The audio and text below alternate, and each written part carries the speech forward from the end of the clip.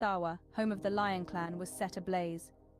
Our heroes, Jerry, June, and Astrea, battled through the chaos, fending off eldritch horrors and rescuing a young Ashigaru samurai and a Tabaxi shinobi as they made their way towards the graveyard. Both were eventually eaten alive by Cthulhu's minions, despite our heroes' best efforts. Jerry, with his sphere of destruction, crushed everything in their path as Astrea and Jun blasted their way through the streets. Amidst the turmoil, they encountered Daichi Tatsuo of the Blue Dragon Clan, who commanded them to assassinate the Lion Clan daimyo in his castle and used the Eldritch invasion as an opportunity to take over Nishizawa and emerge as saviors. June, refusing to follow Daichi's orders, betrays her clan and escapes using Dimension Door. Astrea follows suit, leaving Daichi behind and telling him that she will bring the traitor to justice. Meanwhile, high above in the heavens of Kiga, Seto the Panther Tabaxi monk finds himself face to face with his long-deceased father, Lord Shiba. Shiba lays out a formidable challenge. To defeat Cthulhu and save his friends, Seto must master Sage Mode, a technique passed down through generations and the pinnacle of a Phoenix Tengu's training. But this is certainly no easy task. The process requires harmony with nature's energy, a dangerous endeavor that has claimed many lives before. Not to mention the time it would take, time that could thankfully be shortened to a matter of days by a hyperbolic time chamber. But would it be enough? The alternative, releasing the Phoenix, risks burning the world to ashes. With war brewing below, Seto decides that he must master Sage Mode before Cthulhu devours his friends. What of Elias and Sakura, you ask? Well, they find themselves in a dire predicament, trapped within the crushing confines of crystalline prisons deep beneath the Earth's surface. They are not alone in this subterranean nightmare. An ancient eldritch entity lurks in the shadows, tentacles writhing, its grotesque visage etched with insatiable hunger, and its slick shades reflecting the fear in the eyes of its victims. This unspeakable horror intends to dissolve the crystals, to reach the delectable minds within for its unholy feast. The cries of others having their brains devoured echo in the cavernous depths, a chilling reminder of the imminent danger. The walls of their crystal cells are closing in, and the monstrous being inches ever closer. The urgency is palpable, the tension unbearable. As the clock ticks, our heroes must rise to the challenge. What will happen next in the city of Nishizawa? Will Seto master Sage Mode in time? Can Elias and Sakura escape their crystal prisons? Only time will tell. Until then, keep your dice ready and your wits sharp. The horrors have only just begun. That's sick. That That shit is so busted. Fucking AI, dude. Fucking AI is broken. the modern day, really incredible. In like 5 years, you're gonna be able to do what that corridor bullshit did. I don't know if you saw that with like rock paper scissors bullshit. Dude, if I had my own machine, I would be doing that shit right now. Like that looked. You see it's AI, right? You see it's like there's some inconsistent, but that shit looks fucking sick. I can't lie. Yeah, I mean, Future is as I say, that took like an hour. So, you know, compared to making a whole actual video like that from scratch, getting the voiceover and everything, it's pretty good. Yeah, that'd be fun. Yeah, that pretty much brings us up to speed. I know it has been a while since you were here, Elias, but we are going to start things where our lovely AI narrator left us off, as you find yourself trapped in crystal, petrified, and unlike normal petrification, you are aware of your surroundings. You can hear those screams echoing through the caverns, and you can see this creature that is just reaching out its tentacles towards you, and a similar crystal next to you containing Sakura, and it seems to be salivating over these things as you come to consciousness. And I'm not sure what the last thing you remember is from the session, but that's probably the last thing Elias remembers too.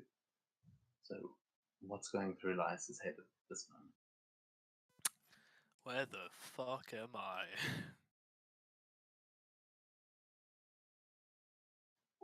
I would also like the other two of you to please roll a d6, and we will see who you will control down.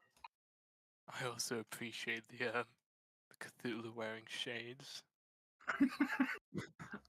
Did you saw his cocktail? Oh yeah, the cocktail is there, and he's just busy swishing it around. He looks like he's deliberating which of you he's going to eat first, and can't quite decide. Okay, so you guys are free to re-roll these if you don't like the character that you get. But Seto, did you roll the 1? Yes, I did. Then you are. I'm going to send you. I'm going to send you a description. I'm going to have to make these tokens, but I'll make them in a second.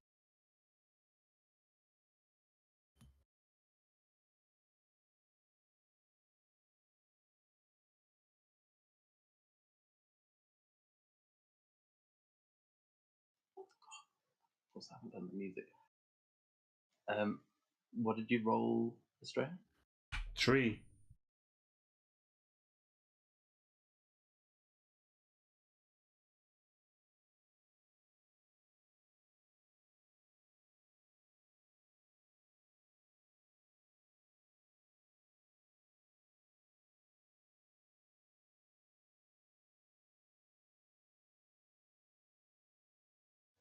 Okay, so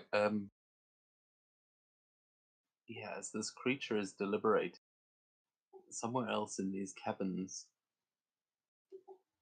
the other two of you, I've just sent you those descriptions.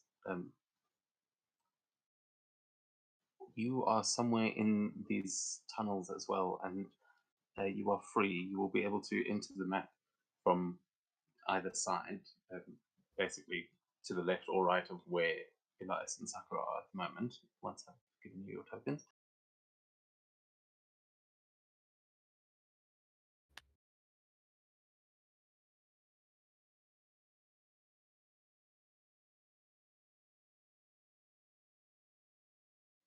And yeah, this is the, please be patient.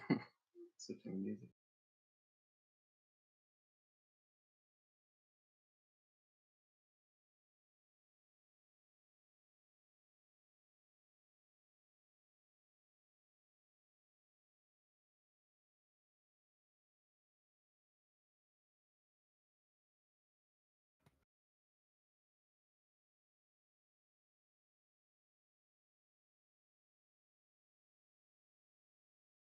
Start to wrap around the crystal that you are in, and you'll see that it seems to be like leaving behind some sort of sticky substance, almost like it's just saliva that is dissolving this crystal, and it starts to expose the top of your head and slowly down just over your eyes, and it is slowly revealing your face. And as it does, you can start to feel your your skin moving again, and you are able to see and speak within moments, but you can feel this tendril sort of wrapping over your head at the same time.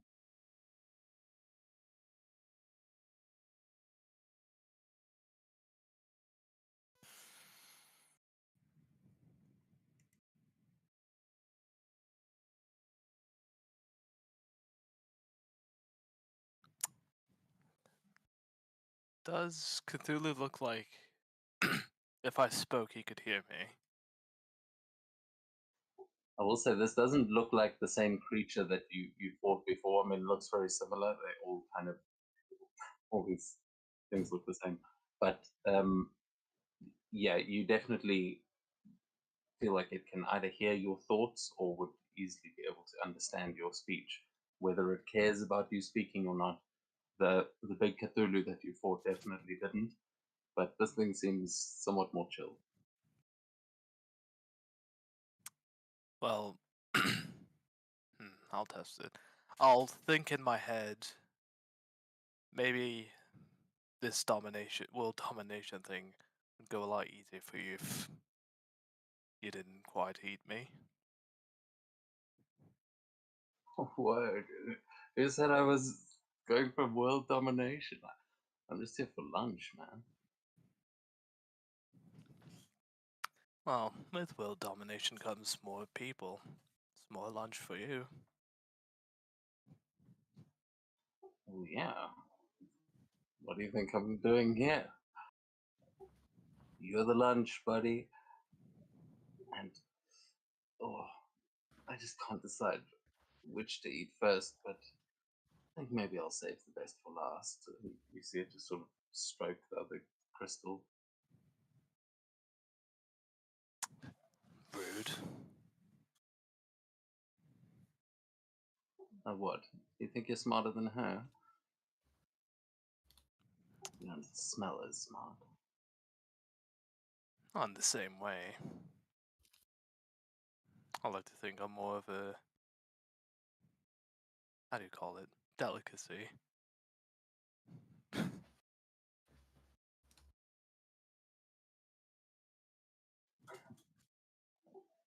Give me a persuasion.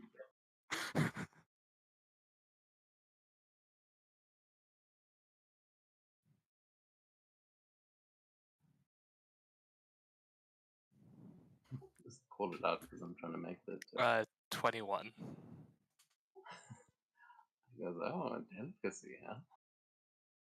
Okay, and what makes you so special?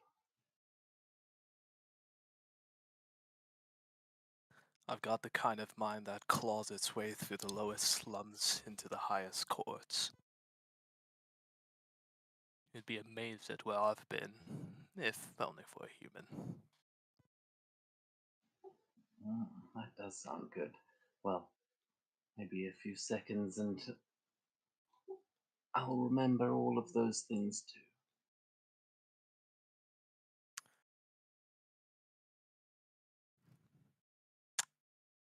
Can I have a look around and see what's around me? You can. You see sort of what's on the map, but you can see that this creature is sitting in this brine pool that is swimming with what look like tiny little tadpole creatures. And you can hear all kinds of eldritch horrors moving through the darkness behind you. You will hear specifically the sound of air sort of rushing by as I'm trying to make these, these tokens.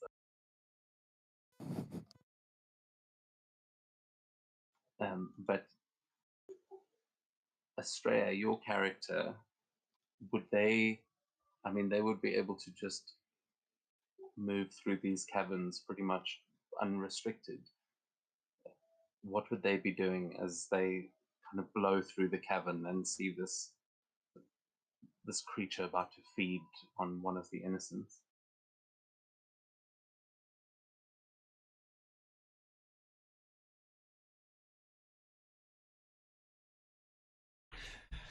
They would be floating and be like, what do we have here? Just floating around.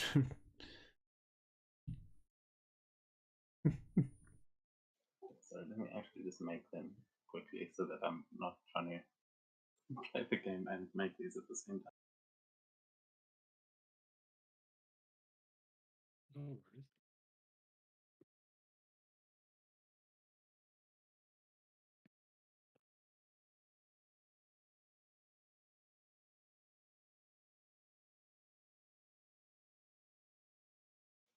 Okay, look, you should have one now.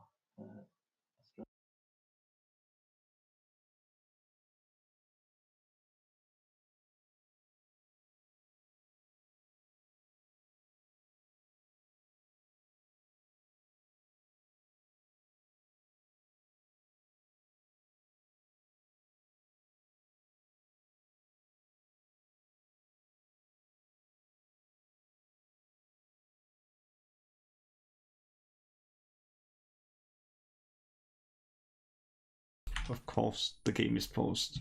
Oh, damn it.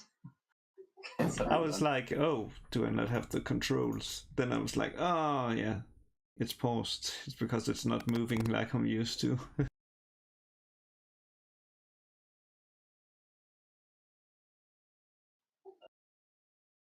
we go.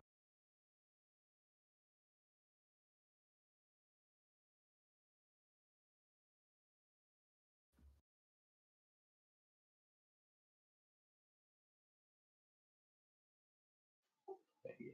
So, you can tell me what you're doing as I finish making settings too.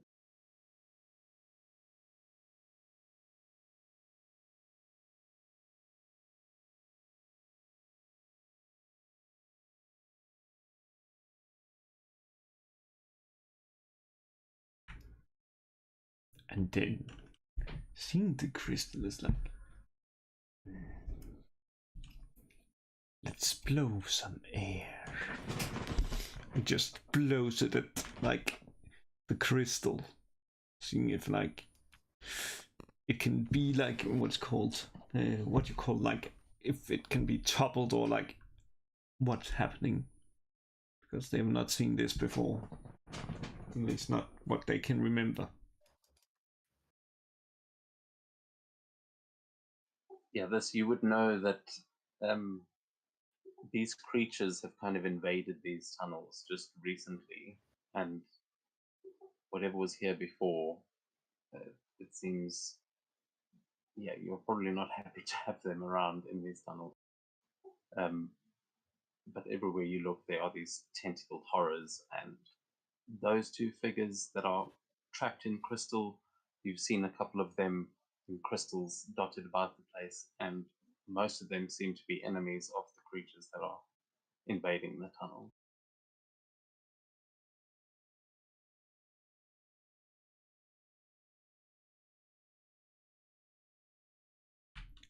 Well,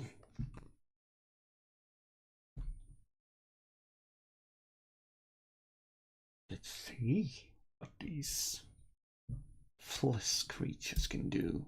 Just blows it at the crystal to see if like if it has any effect or if it gets like them loose. Since yeah, Yeah, so which crystal are you going for? this one. I can't see right now because I'm trying to make the token. Oh So yeah, the one yeah, I- Elias's. Okay, yeah. So that one, you would be able to kind of speed up that dissolving process, and you would see it kind of starting to melt more than the tentacle is making it. Now bringing it down to about your shoulders, so your whole neck is free. And Elias, you'll probably notice that there is that air elemental is there, but the creature doesn't seem to.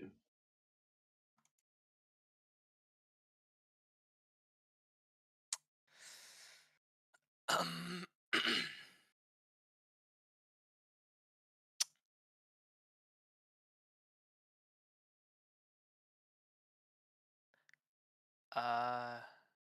yeah, Elias is going to cast. I think he can cast Misty Step. Try and get out of it. Okay, yeah, as you try and cast, you will feel this surge of like the energy that you're used to when you cast that, and you will feel that it is the crystal is um, suppressing the magic as the creature you hear it chuckling, and it says, "With all the brains I ate, you don't think I'm that stupid, do you? If I thought Couldn't- you could, if I didn't think you were going to misty step out of here, I wouldn't have let your mouth free." Points You for couldn't trying, though. expect me not to try, right? Yeah, yeah, maybe you are smarter than you look.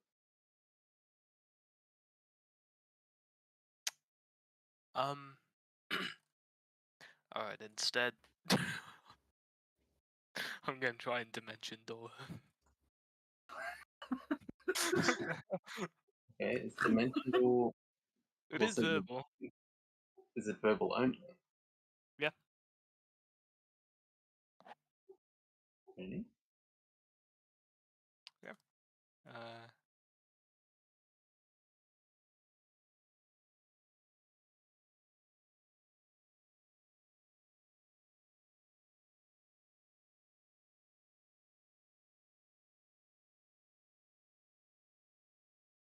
Oh shit! Hold on.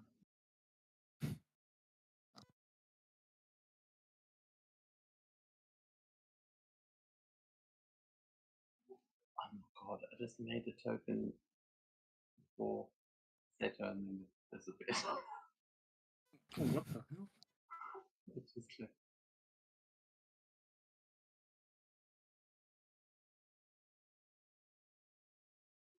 Oh, sorry guys.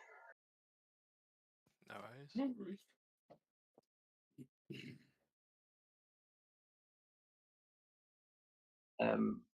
Yeah, what level is dimension door? Fourth. Okay, then that will work. So where are you going to dimension door to? And I will say that you'll have half the distance because of the crystal, but it is a high enough level to get through. I want to dimension door down the basically as far away as I can see.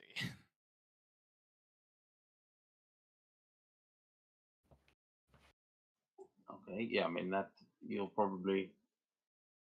should be able to see on like with your own vision. For me, it's right down here.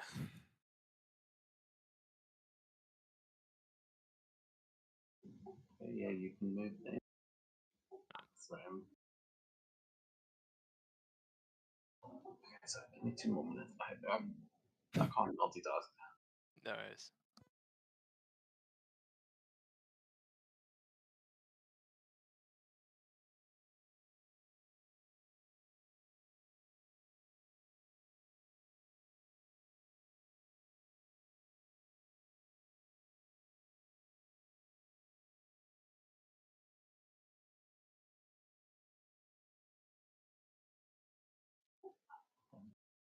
I changed it in the, I made it in the compendium. That's why.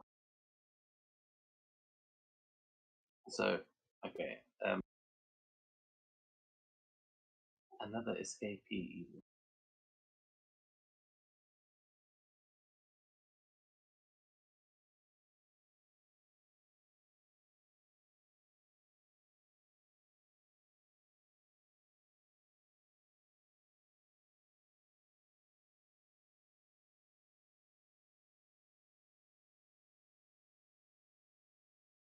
Okay, Seto, can you see me? I don't see anything at the moment.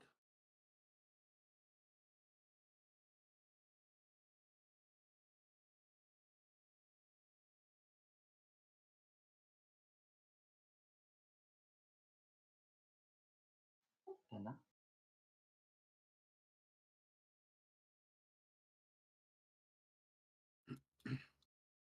Okay, now I can see. Okay. Okay, there we go. You've got your characters. You've sent you the DM with who they are, but you should have access to the stats now. And then, Elias, where are you dimension dooring to? As you will probably see one of the others as you do that. It's just that, truth be told, I think my vision might be a little scuffed. I'm not sure. I'll send a screenshot.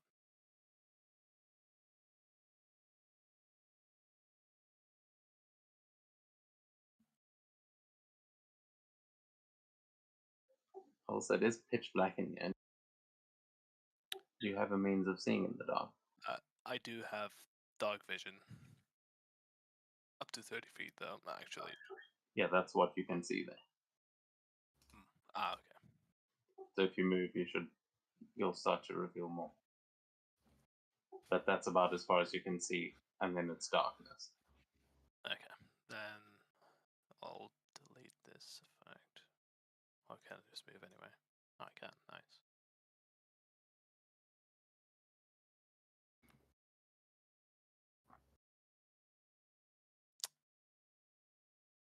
Yep. Elias is outie. Okay, so as you do that, and I just realized your hit points. You will have gotten a long rest. You've been out for several days, so you can take a long rest. Thank God.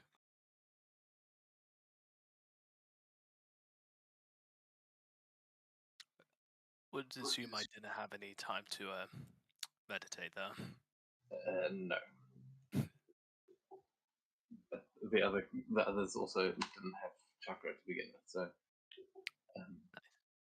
yeah. Okay. So as you get out of there, you will see the tentacle angrily kind of like try and grasp at you and stop you in the crystal, and you'll just see that these shades reflecting like it's the angry glare behind them. As you appear there, it doesn't seem like it is going to climb out of that basin, but you do feel this psychic sort of rumbling coming from it. It definitely seems to have noticed that.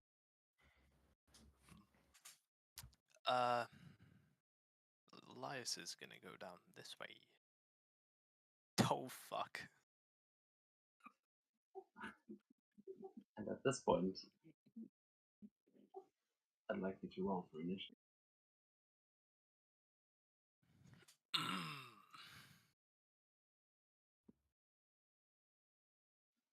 as you guys as well.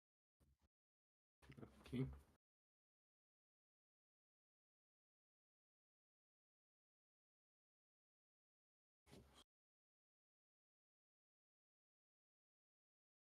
But yeah, you can sort of role play between turns and things. This is more just so that so that we can keep it in order. Mm-hmm.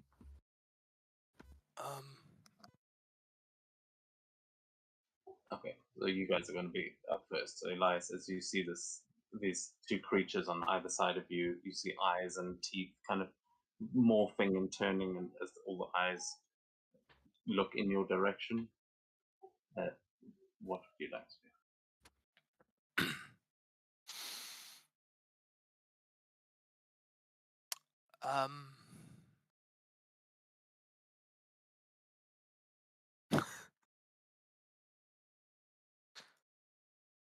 I'm going to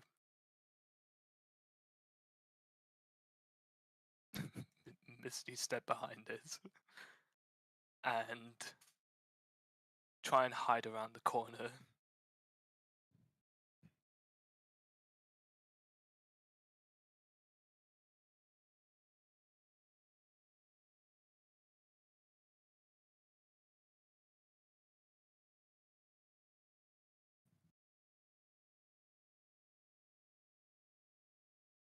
Yeah, I'll try to hide behind like a little lip of rock as much as I can get. Okay, you can roll a stealth check as you slip behind there. When you do arrive on the other side, you do notice more eyes on the back of the creature. And oh man, is that the lowest? Yeah. So yeah, you know that most things usually can't pick you out, and you quickly slip behind that rock. You're pretty sure it didn't notice you. As you are in the darkness, you're able to use this, but you can hear them moving on all sides. And as you kind of dart off in that direction, you'll hear that voice in your head again saying, "There's nowhere to run, child. Come back. I promise I won't be too rough."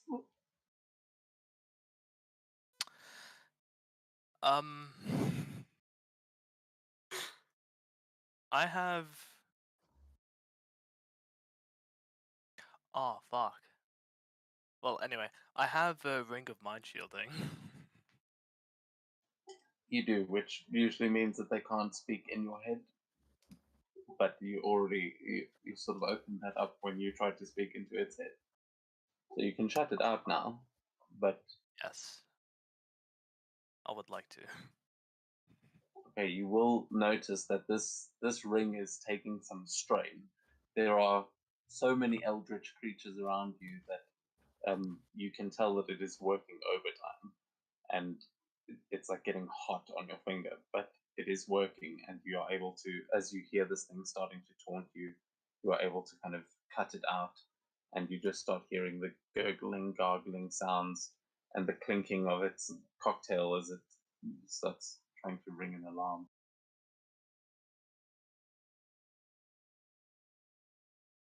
But meanwhile, someone who has managed to get this far fairly safely, and now you are hearing that someone is trying to make an escape and is probably sounding an alarm here. Tariel, what are you doing? I can't see anything around As me. you by the enter way. these caverns, and I will say the caverns that you just came from are just as bad, if not worse. Oh, shit. For me, it's all pitch black around me, by the way. I don't know if that's how it's supposed to be. You might I have can only see access. my character. Yeah, I think that's because your character doesn't have dark vision. That's Oh, correct. shit, really?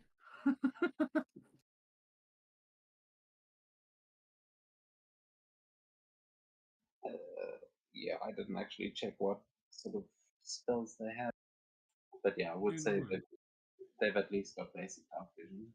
They, based on that background, I get you.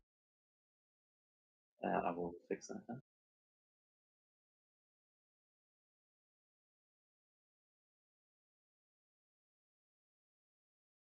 Can you see now? Not yet. No.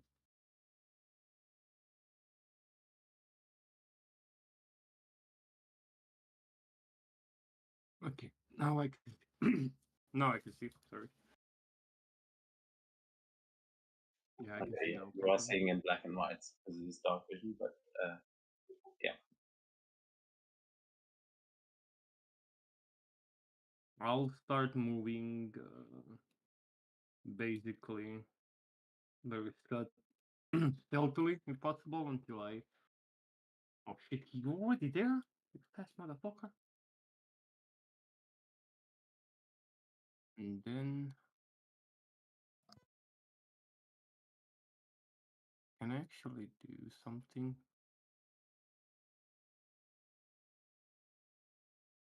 So you would have seen the little, like, you would have seen a figure, that dimension door happen basically, and then the figure dart off, but you would have just caught a glimpse of it as it happened. Yes, I would definitely want to get to wherever that is, because it's apparently a mage, so we can maybe work together. So I would probably take an action to dash here, while trying to be as stealthy as possible. That would be actually that's all I can do. This 60 feet. Yeah, I'll say I'll give you an extra dash because you just walked in, and it was just because I hadn't given you your token yet. Okay. So judging, because I'm pretty smart, I'd probably judge where that person would be going based on the dimension number. So I'd probably try to cut their supply off. And basically, that's all I can do for now, at least. Also have to read all the spells. I'm not used to having spells. Yeah, you would have. Yeah, that's cool. Don't worry if these creatures are killed quickly. That's kind of the point. But the air elemental, you both would have kind of seen the direction that Elias started in, but then he would have quickly disappeared. So, what is the air elemental going to do? Zephyr, I think her name.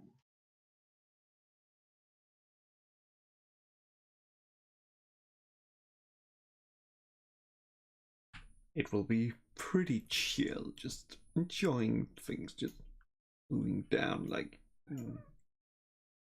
seeing what's going on, like there. Just waiting to see what's gonna happen. Maybe offering it. Oh, I know exactly what I'm gonna do. I'm just gonna make it sound like I'm over here. Just trying to distract this like creature with the audible, like send some air. Yeah. You can give me a deception check, I'll say, with advantage.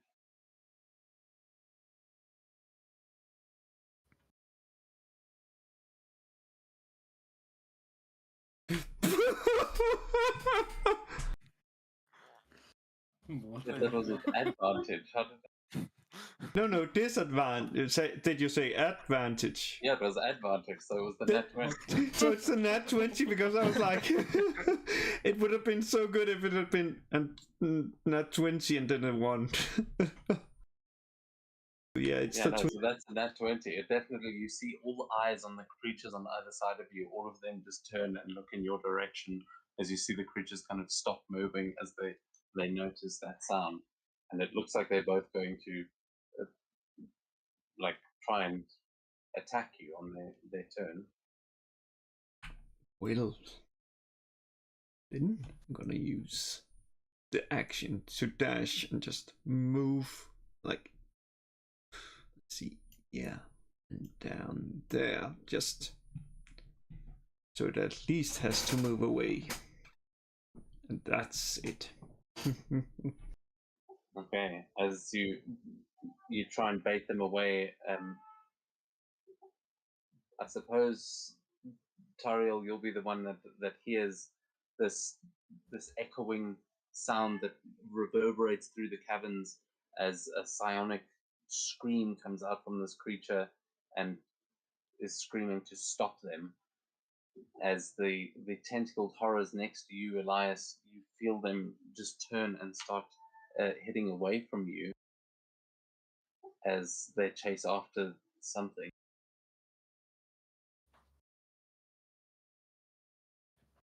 Interesting.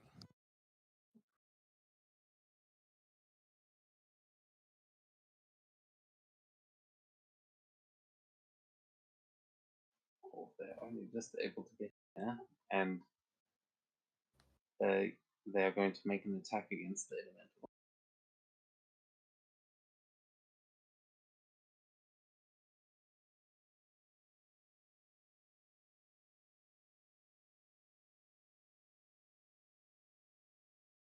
Oh, 14 and nat 1.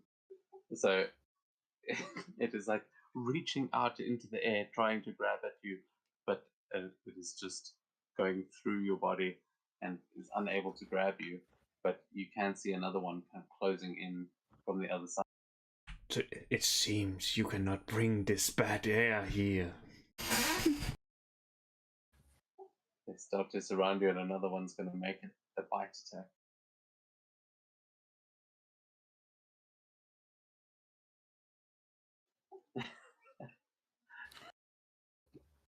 Wait, that was damage. But oh, it's a con. Oh, it has to hit you with the tentacle first. Sorry, that's why.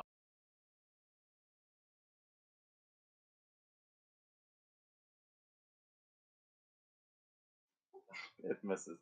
So yeah, they are just slapping these tentacles down around and not able to hit this creature. Before we go to Elias's turn, though, there is going to be one other one that kind of starts moving in towards the chaos, and they are scanning.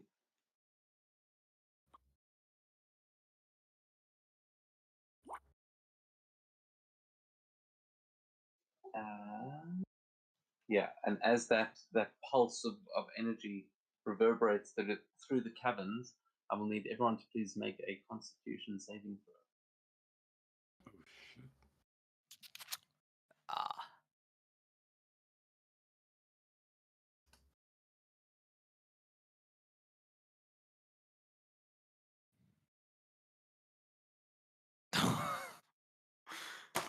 God.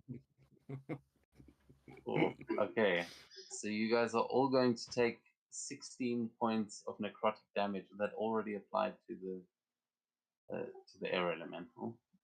For some reason. But you guys can apply 16 points of damage, as there is something about that energy that does not sit well with you all, as you feel your skeleton begins to melt inside you.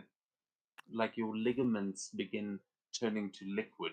It feels like, as you are going to have disadvantage on strength and dexterity based ability checks, attack rolls, and saving throws for 1 minute.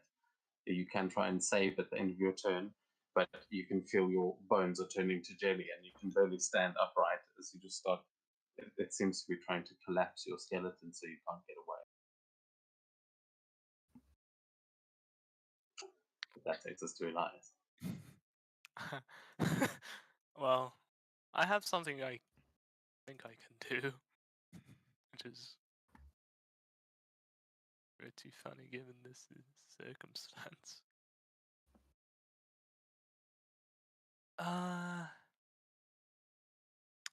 If it wants to turn me into liquid, fuck it, it can turn me. I can become liquid. I become water.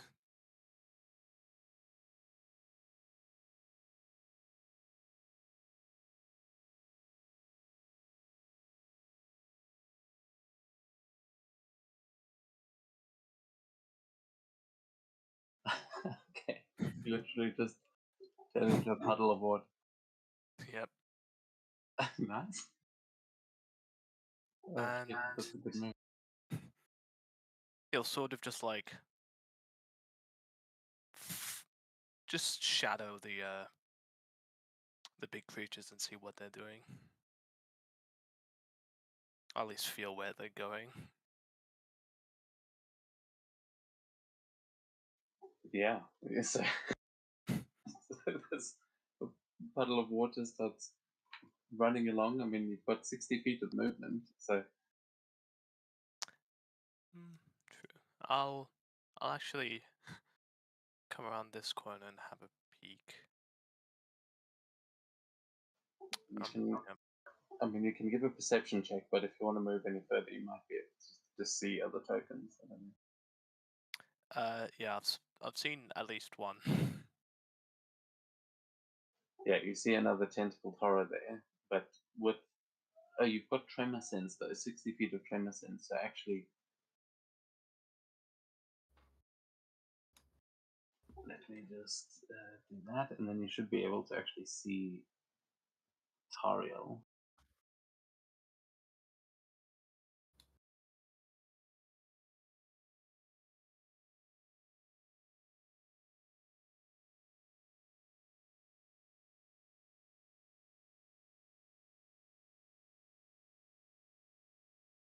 Oop. So yeah, you can now see what you can see. Nice. I think I don't know how well it actually works. What? Oh, did you miss this there? It just came in. I I was sure I didn't even use it though. But yes, my token is invisible. Push down again.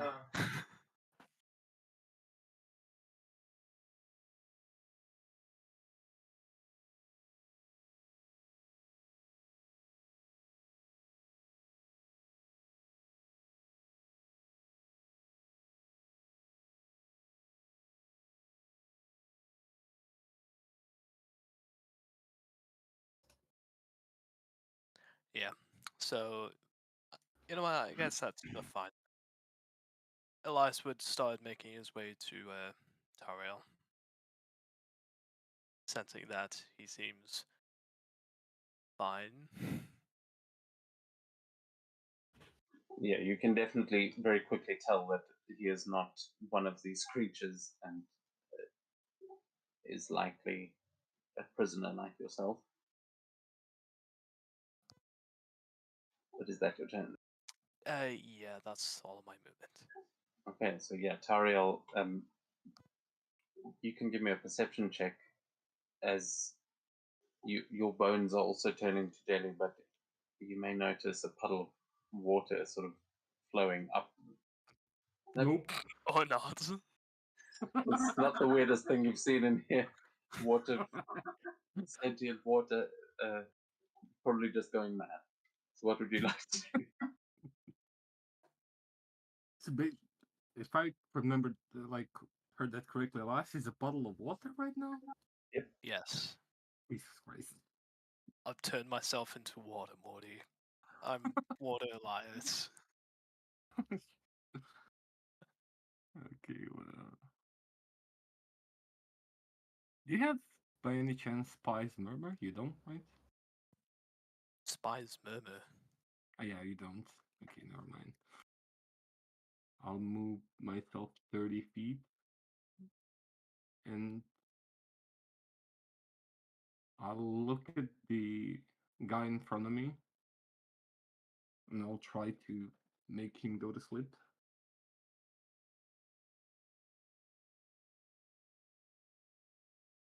Okay. Wait, you didn't? Oh, shit. That's an attack? And I think you Yeah, just meant to roll. yeah. I think I screwed up. That's fine. I think that's just boundaries. But it's supposed to be a certain amount of hit points that you do, and Yeah, it's 5d8. And then if it has more than 26, he goes to sleep. If not, nothing happens. if he has less than 26, he goes to sleep. If he So- has less than he falls unconscious until the spell ends. Basically, he Yeah. just go to sleep. Unless he's immune to charms, then nothing happens. Yeah, but that's so if he's got more than 26 hit points, it doesn't Nothing affect. happens.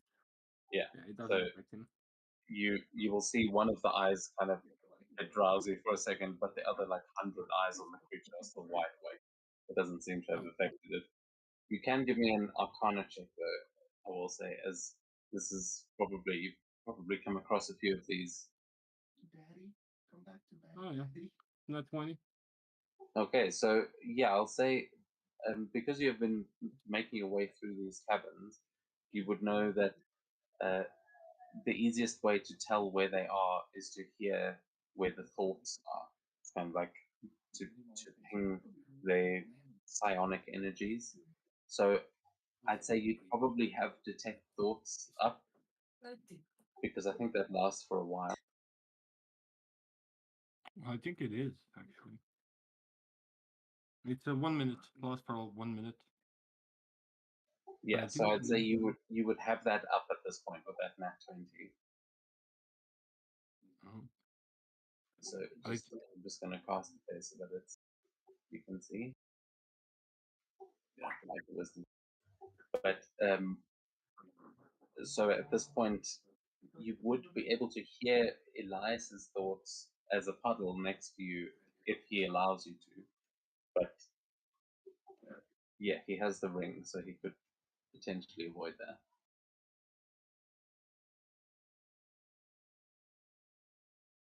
But you can kind of hear where the creatures are moving in these caverns, so you don't have to rely fully on your sight.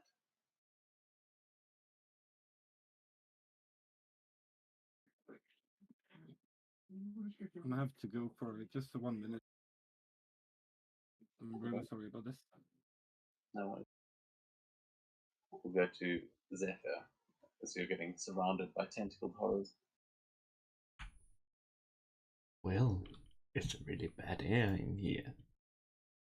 Let's get out of that.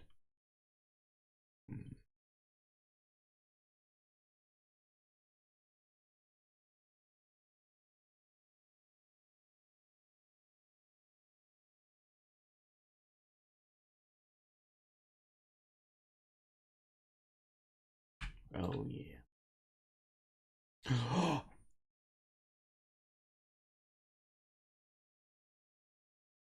And then for this one, just gonna make it sound like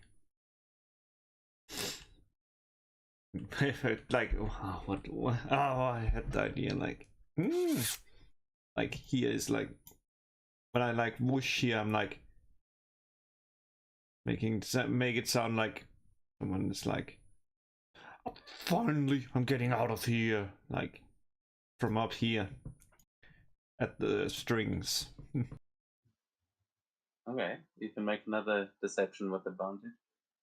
So, are you trying to make it sound like there are more prisoners escaping? Yeah, I'm making it sound, trying to make it sound like there's more prisoners escaping. Yes. Yeah, Quite bad. they will. 16. They definitely seem to take the bait.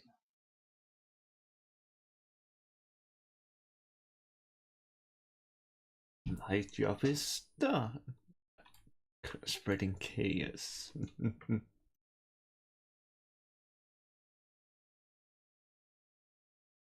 So they will start to move in that way.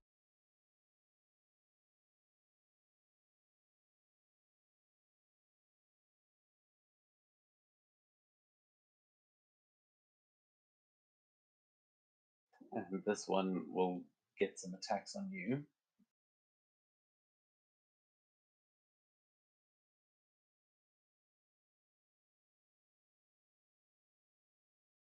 As it hits you 13 bludgeoning damage there, and please make a dexterity save or be grappled. I'm not sure. Might have something against being grappled, but I don't think so. Nope.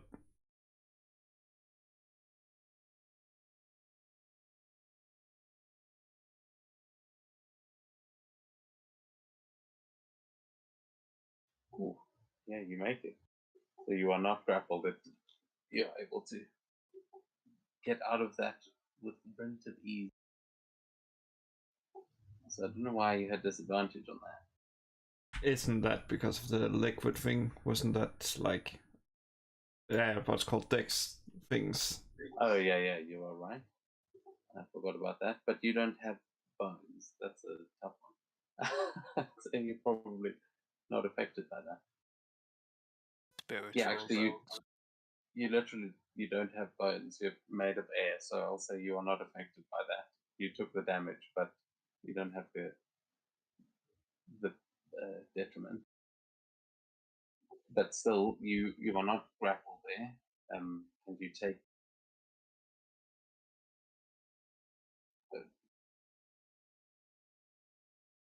yeah, there we go. You took some damage, and then it goes again.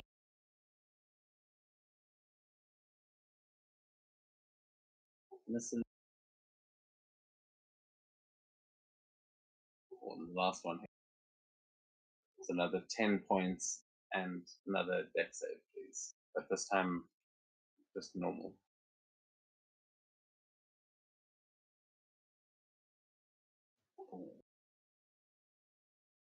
Not enough, I'm afraid, as it does manage to grab you.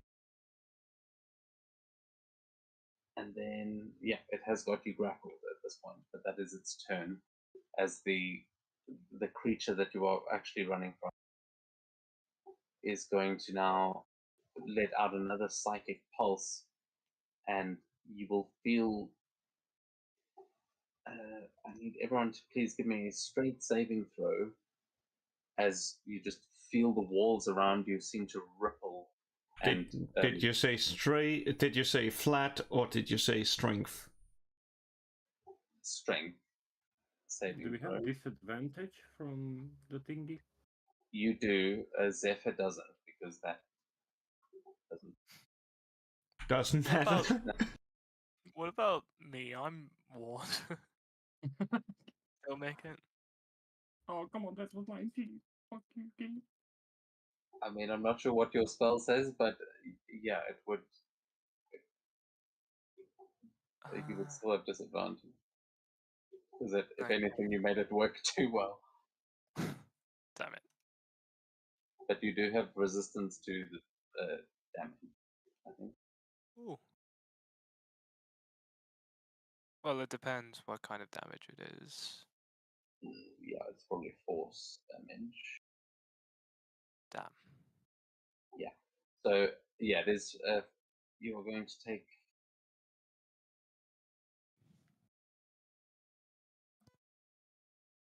17 points of force damage. Damn it, sorry, it's still targeting the wounded. So yeah, everyone is going to take 17 points of force damage, and they are going to be pulled 30 feet through the tunnel towards the creature. I will move you here.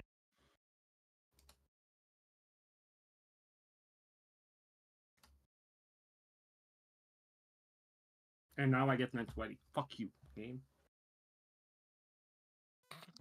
So you'll detect thoughts, Dave. That's it. Yeah.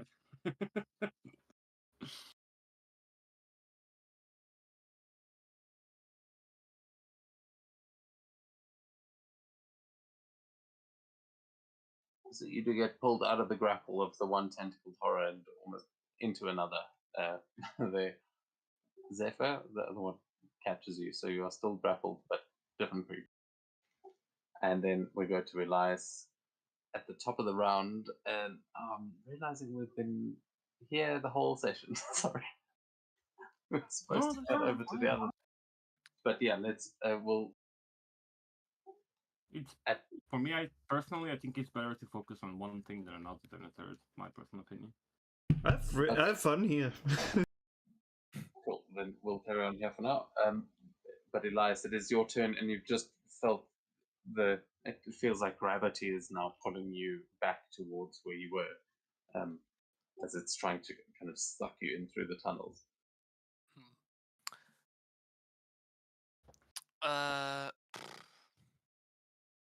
Elias is going to shift out of sight of the big guy. And he's going to... Yeah, he's going to drop his water for him and just ask Tariel, where are we?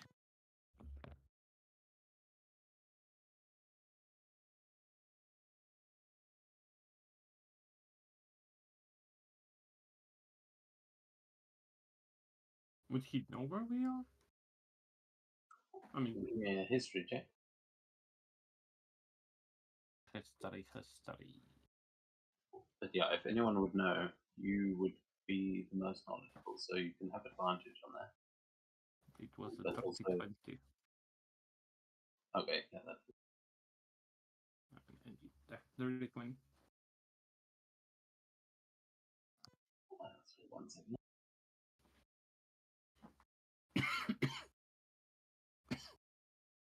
Half dead, but good try. So yeah, with a 20, you would know that you are underneath Nishisawa, and that you are in old tunnels that have not been used in a long time, but have been infested with Cthulhu's minions during the attack. It seems that they've been bringing in any intelligent creatures that have been captured up above are being brought in here to be fed to that creature, and you have been here for probably the longest out of anyone, and have been watching these creatures. So yeah, you can use as much meta knowledge as you want here, but yeah, feel free. You've probably got the answers to any of the questions Elias may have. He turned around and just like a little bit frazzled, but not too much because he kind of sensed you. It was just still. Oh, good thing is we're close to the surface. Bad thing is the tunnel is infested with all of these motherfuckers. And we're still in Kiga, specifically below Nishisawa, and it's their feasting ground. Gotta wait to get us the fuck away. Yeah, I want to go to the surface. Way the fuck out of here. Yeah, you and me, buddy, but how? Fuck. I don't really have You tell. a map to this entire tunnels. But if there's a way in, there's a way out. I just don't really know exactly Tyrell, where. I would say that you would know of one entrance to these tunnels that was used when these used to be catacombs, and the entrance there is an entrance at the graveyard of Nishizawa, and one in the castle. So how to get there from here is hard to know. These tunnels are it's like a labyrinth, but you would know that there's an exit at the graveyard and the castle. Do the rate. Jesus Christ, English, please. Rate. I can't say that word, but he would say reiterate. Jesus Christ, that wasn't that hard. And he would say, yeah, there's 2 exits, from what I remember reading. One around the palace, obviously, for the king, and the other one seems to be graveyard. How to get there? Well, your guess is good as mine.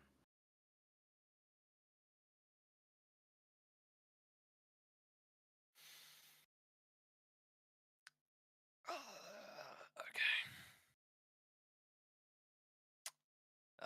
Elias will try to make that constitution safe again.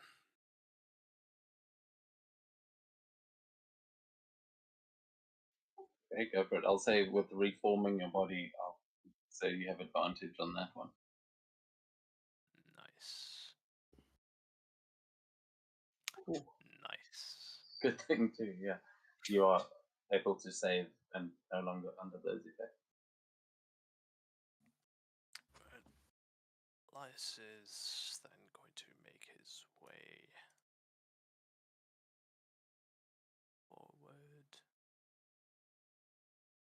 That's as far as he can go, and he'll hide as his bonus action.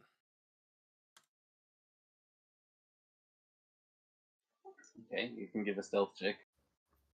You disappear from view for Tyrell, I'm pretty sure. But Tyrell, we go to you. As you can see, the direction Elias is going in is the direction you came from.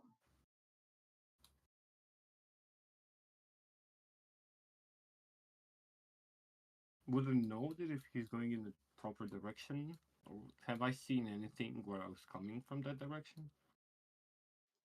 Yeah, I mean, there's a reason you were coming from there. There's probably more prisoners that direction, more of those sort of crystal structures, much like Sakura, who's still up there next to the brine pool. But yeah, there's probably no exit that way.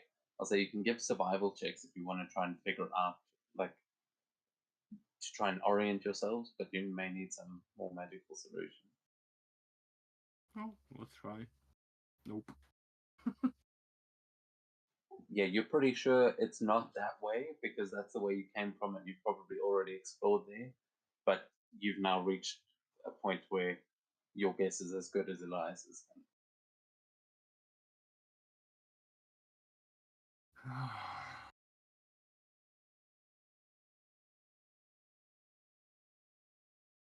Yeah, heading south was probably your best bet that brought you here.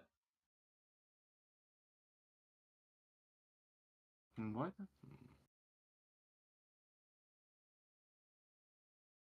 Can I speak into his? No, I can't. Right, speak into his mind.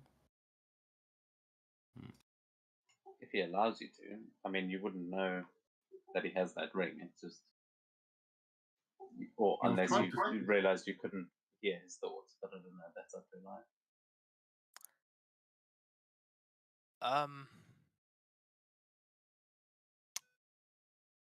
I think Elias would have been blocking out everything for the time being, but if you try to contact him now after he's already blocked the Cthulhu motherfucker, you might get to him.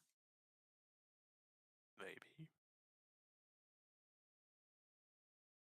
Or you might go to voicemail, who knows? What are you trying to Oh, say? I'll just try to ask him Where the fuck do you think you're going? You're going in the wrong direction.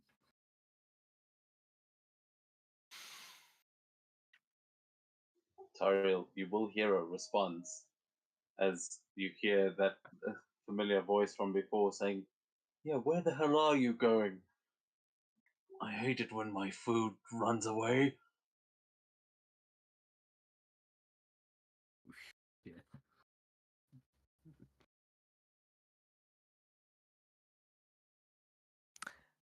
Anyway, I'm not sure I can respond, so you won't hear a response from Elias. Not immediately, at least. No, you can't respond. It's just I know. I can basically sense what you're thinking. Oh, Elias wouldn't give you that much. You can talk to him, but can't see it in his head.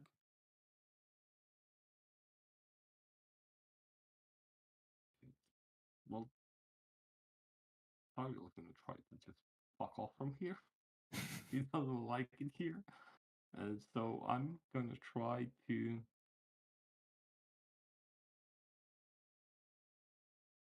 I'm gonna go and try to suggest this guy. Sure. I'm gonna try to suggest to him to go hug his boss.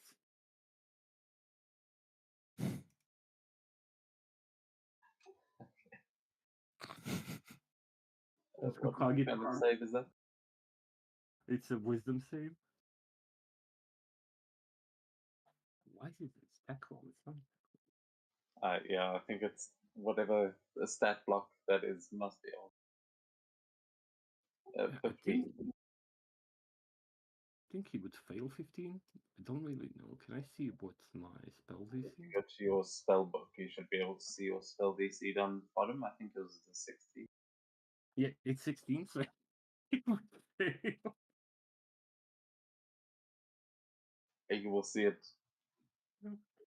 It seems to definitely take effect as its eyes go kind of docile and like puppy-like.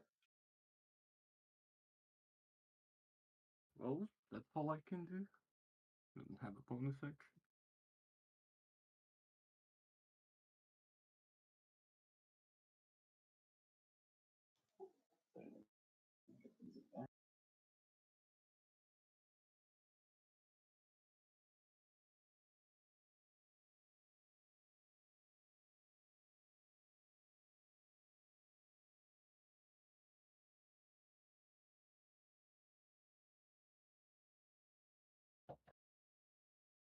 But yeah, then we go to the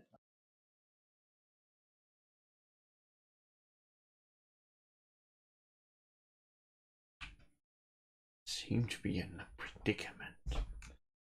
Well, wanna get out of here.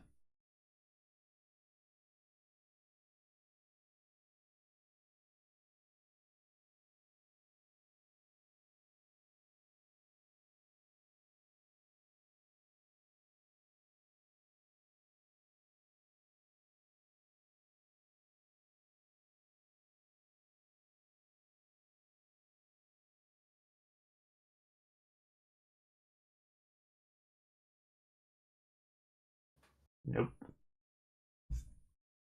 I'm stuck here.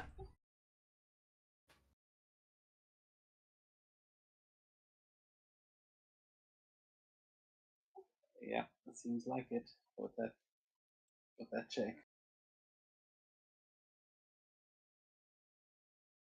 And that's it. I'll say that wasn't an action. That was okay. That too is a free action, isn't it? Oh well. They're not just gonna be like just start like whipping up air and just starting flailing at it. Just to try to have it like let me go.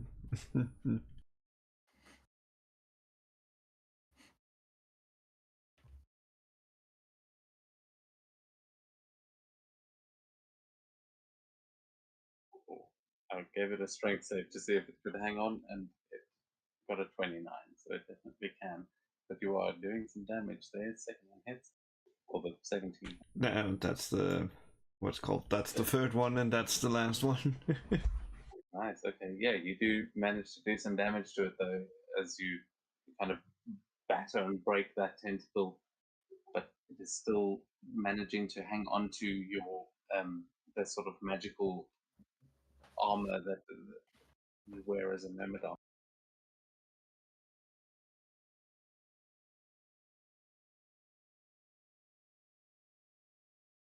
So that's your turn. Yeah, that's the turn. Okay, then that creature's going to fight back against you. As now that it has you grappled, it's going to try and bite. And I will need you to make a con save, please. It should show up there. DC 15.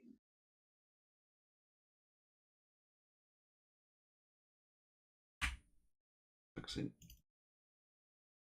Immune. Because the word toxin is poison.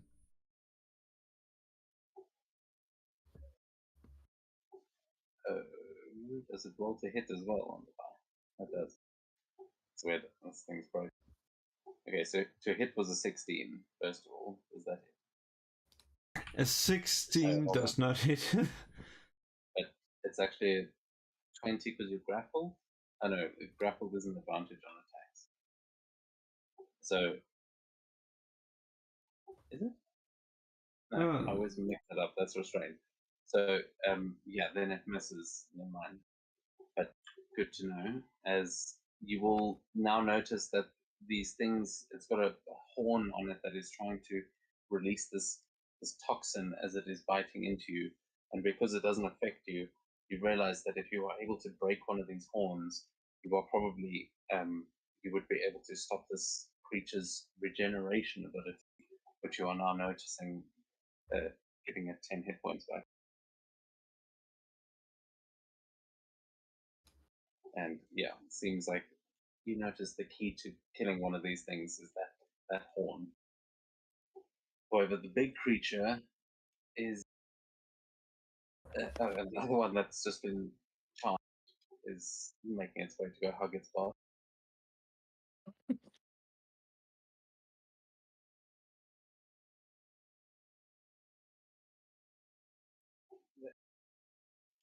And then we're going to hear. Oh, you are actually, this time it is not a not really a psychic pulse, but you will feel like along the walls, these sort of dripping caverns. You will notice that the water and the liquid in these caverns suddenly starts to grow thicker, and you notice this oozing slime coming from the walls and the ceiling as it starts to drip down around you. And I need you guys to please make another con save, as a slime storm of transformative slime begins to rain inside these caverns.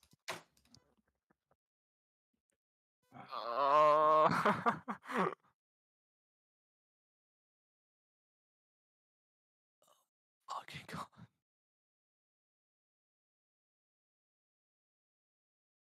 Yikes. Okay. So you are going to take, as this starts to like drip onto you and starts filling these tunnels, you are going to feel,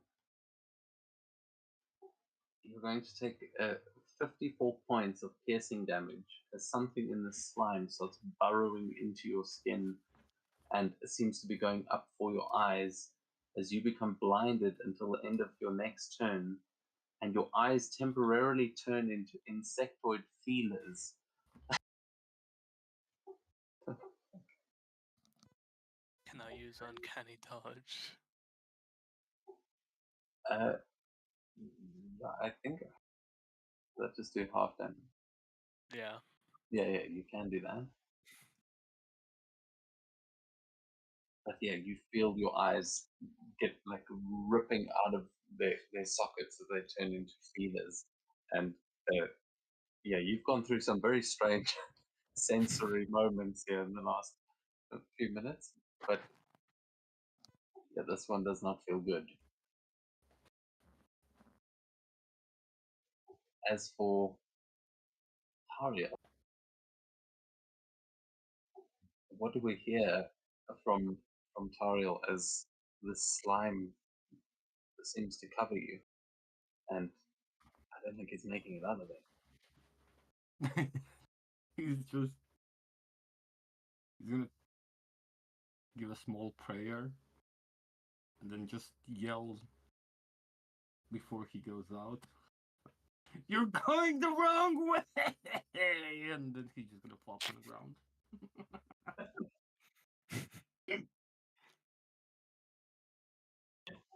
As you look over, you just see him buried in slime, and like his limbs start to grow legs of their own and tear off of its body and just start walking away from where he was as the slime takes over. Oh.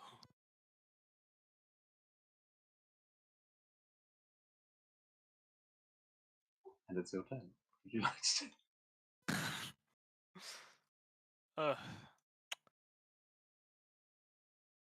First, I must.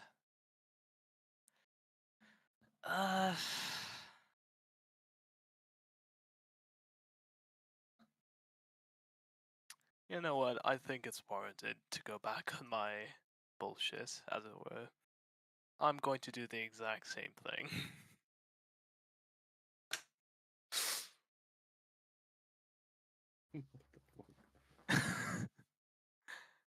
Yeah, Elias comes out, has this happen, and really starts to wish he hadn't changed back into a person.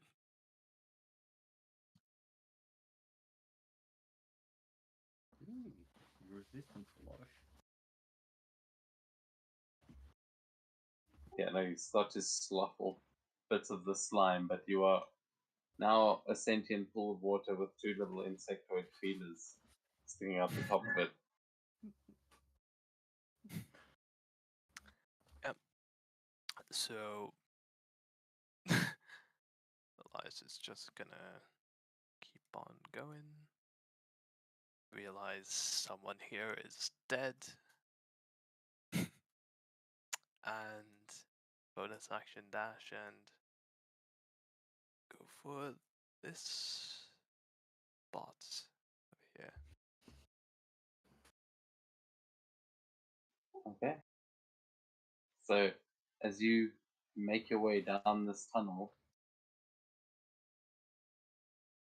you can hear the other creatures being pulled away, and you can kind of hear the thrashing and screaming of this angry whatever it was that was commanding these tunnels. But ahead of you, you will see what looks like wooden flooring that seems to be at the top of the tunnel at the end of where you are headed. But, Salvation. and you definitely know that as water, you should be able to squeeze through there. But before we go there, we're going to go to Zephyr's turn as the unsung hero of this moment, pulling away all of the monsters. What are you doing here in these moments as one of the creatures seems to be getting away? One of the creatures is like moving away. No, I mean like one of the prisoners that you've helped to escape might be getting out of here, but these creatures are still swarming you.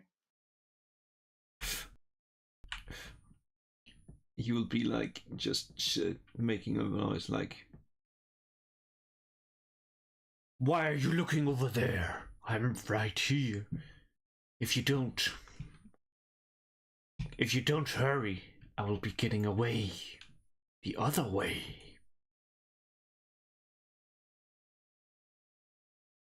Yeah, you have definitely got all of their attention at this point. They are coming from every angle, and you can't even see the outsides of this tunnel as you, one air elemental, are standing against an eldritch horde. And they definitely don't seem focused on any prisoners that are trying to make their escape. Yeah, you're gonna try and do anything in these kind of final moments that we see Zephyr? Or we Well, at least I can take this one's horn with me, and I'm just starting to like flail wildly at the horn, like trying to damage the horn.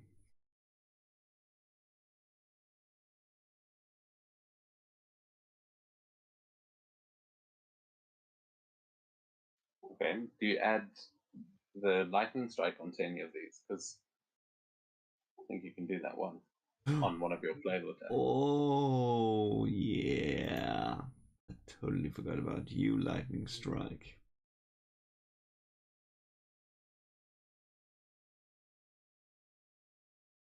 I will give it the disadvantage on that because it is grappled by. I mean, you were grappled by. Oh, it's stunned. Does it stun it? Yeah, that must succeed or be stunned until the end. Yeah. So what does it look like as this? You swing your flail into the horn, and it erupts with lightning to actually like basically break you out of the grapple and stun this creature, and probably arc a bit to the other creatures as well. I'm just gonna be like, I told you, you should have gotten me, and I'm just starting moving this way. Let's see if I can arc it. Just starting to be like running away to like at least lead them to somewhere else. Okay. Nice. So you you basically escape back into the tunnels where you came from, getting away after that lightning strike. As they all just converge on that spot, and that one is stunned, so he's blocking the tunnel, and they can't quite chase after you, but they definitely are trying. As this big pileup of tentacles happens over here, and the brain is just screeching, "You idiots! What are you doing?" Ah, well, at least I've got one delectable little morsel left, and it is going to prepare to feast upon Sakura's mind for the second unfortunate time in her life. As the air elemental escapes back into the tunnels, and Elias, you see your freedom ahead. Are you headed towards those floorboards? Never looking back. Yep.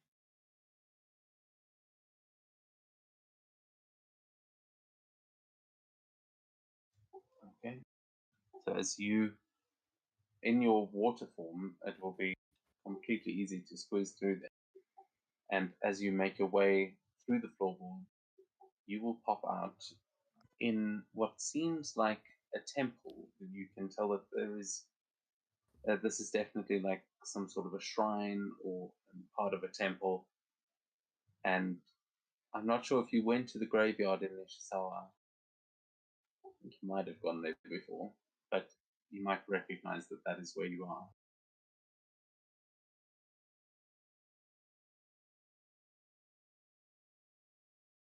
I'm so glad you picked that tunnel. Whew, boy, am I.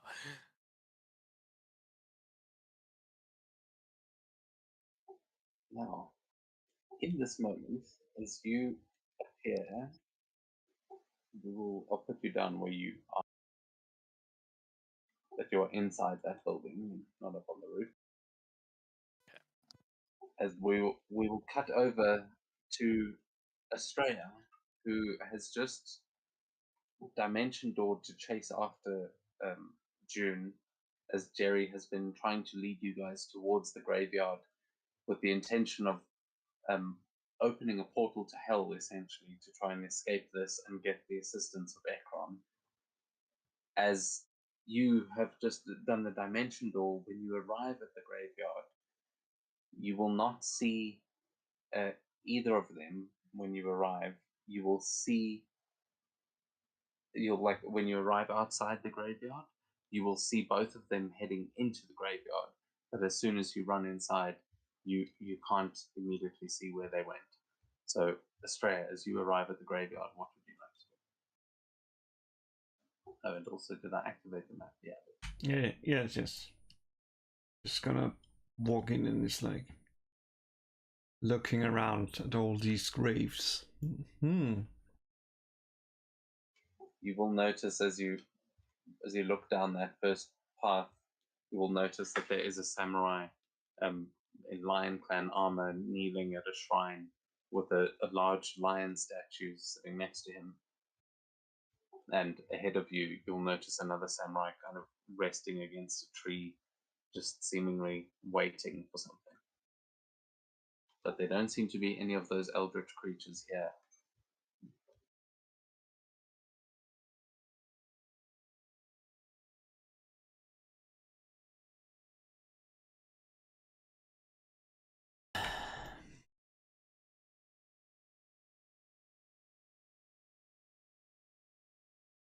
I'm not sure you should be here.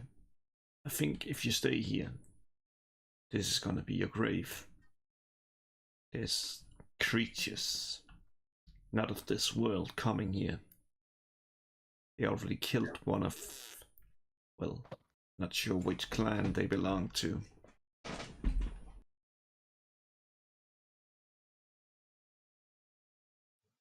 You see him kind of look at you in shock, like you just caught him deep in thought, and he instinctively reaches for his sword, but he kind of squints his eyes at you and he says, I don't think you should be here. You're from the Blue Dragon, right? You're one of the contestants? One of the Genpuku participants? Yes, I am, but it doesn't matter because Cthulhu is attacking and, well, apparently he doesn't like this Genpuku and decided to interrupt it. That's why I'm here at the moment. Yes, we noticed. My master lost one of his sons. He's come to grieve, but I fear his injuries may be worse than he's letting on. I don't think you should let him see you. He's not in the best of moods. And I'm pretty sure we saw some of your allies fighting against ours. I assume they were corrupted, but I mean, you don't have any ill wishes towards us, do you? You can see that he looks tired, like you can tell he probably knows all about Cthulhu attacking. He's been fighting possibly for days. We meet for the first time, so I don't have any ill will towards you, because even if we are from different clans, that does not mean that we need to hate each other. If you hate because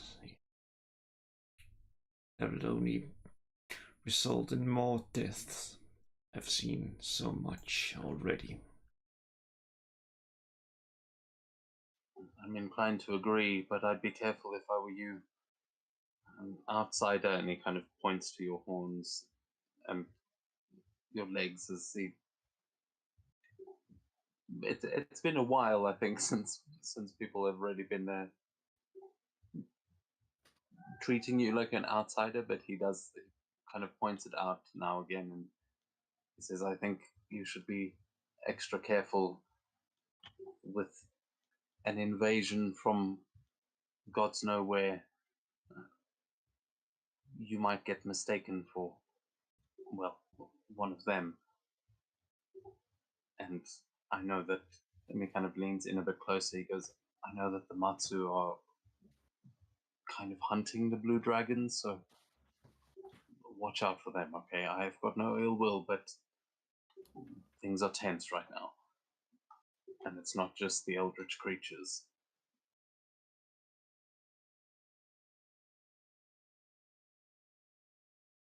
And as he says that, he will actually nod towards a bridge up ahead of him, where you'll see on the other side of the bridge, you can see two samurai standing there. They seem to be almost like they're guarding the entrance to the main temple of this graveyard. and you will recognize them as also Genpuku participants, but from the Scorpion clan. And what they are doing here, you're not too sure, but Elias, you can see them from the other side as they are standing just outside the open doorway to this temple as you emerge inside of it.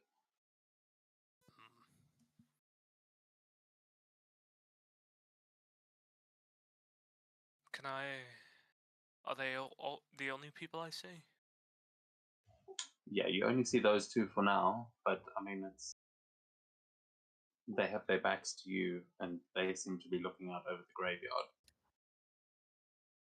But you can give me a perception check to see if you can spot Estrella, because it's just graves in a way.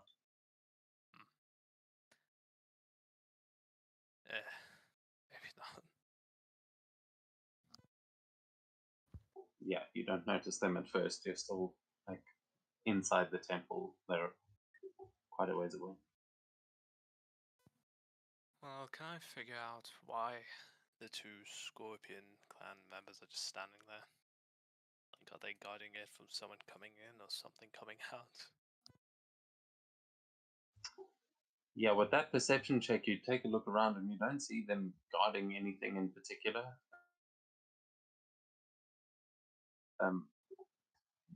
They seem to be almost like they're waiting for something, but with the you don't know what the situation is outside either, so it's impossible to tell really what those two are doing there. And neither of them seem to be speaking at the moment, so it's hard to tell with that 13. You can make a history check if you want to see what you know about their clan and if there's anything in particular. I have no idea. No idea. The only thing you know is that they are regarded as the villains of the Empire, but you've never seen a Scorpion clan member do anything villainous. You're like, pretty sure you're on that team. Right. Because the Blue Dragon clans are much worse than anything you've heard coming from Scorpion. Elias is going to, in his water form, just try and make his way up to the roof of the building. Just like painfully climbing up the beams. And hopefully end up like around here on top of the building. Yeah. You can do that pretty easy. There he'll just wait it out, see what's going on. From there, you'll be able to get a better overview of the graveyard, and you will notice Estrella making her way through the graveyard. You'll be able to see everything you can sort of see on the map. But what does he see Estrella doing?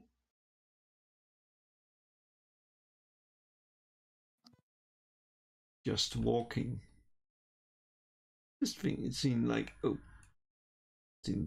these people, and it's like, better not go that way. Trying to go this, like, to the, what's called, the right, because, yeah, there doesn't seem to be any people there. Also, considering we are trying to open a portal, maybe not the best place. Yeah, you definitely, as you're making your way through, you definitely don't see any more signs of June and Jerry until you do get to this point, and you will notice on the ground, you will see a footprint from a mouse folk, for sure, and it definitely looks like Jerry might have come past this way.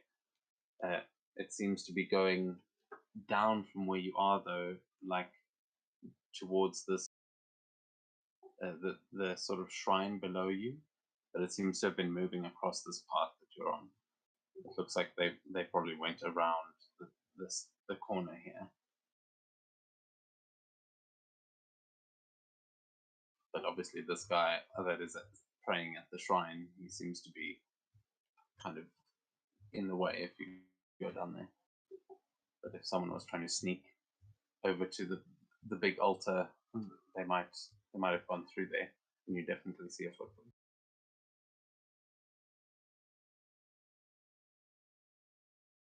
If you want to try and follow more footprints, you can make a survival check, but I'm just giving you one for free.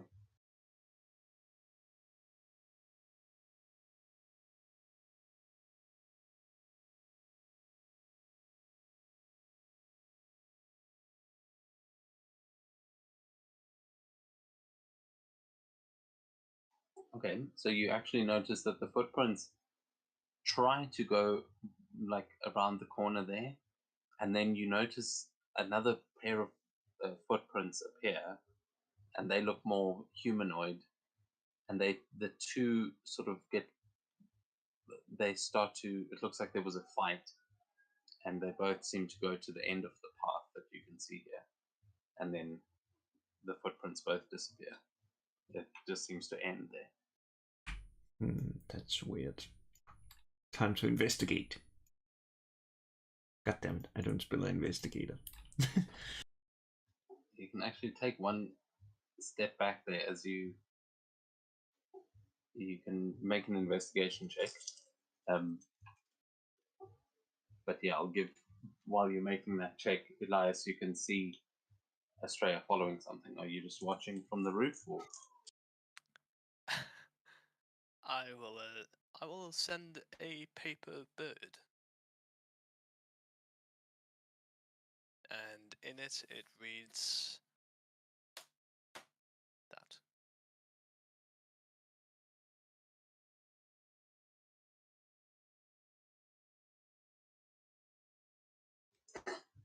No, why? I must be tired because I read that and I thought it was like code. Like, is he writing in thieves' can't? Oh no, quite literally. I thought about doing that, but I just figured, nah, let's be easy about it.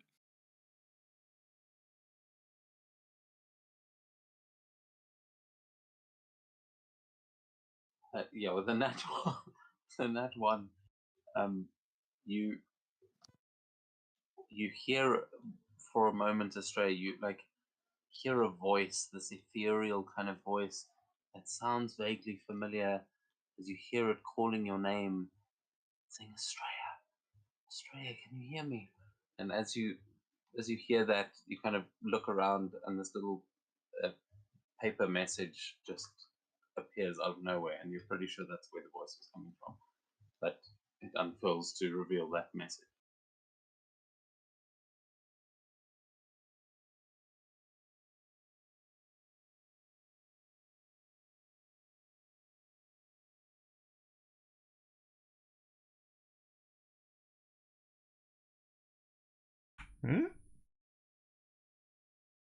Weird.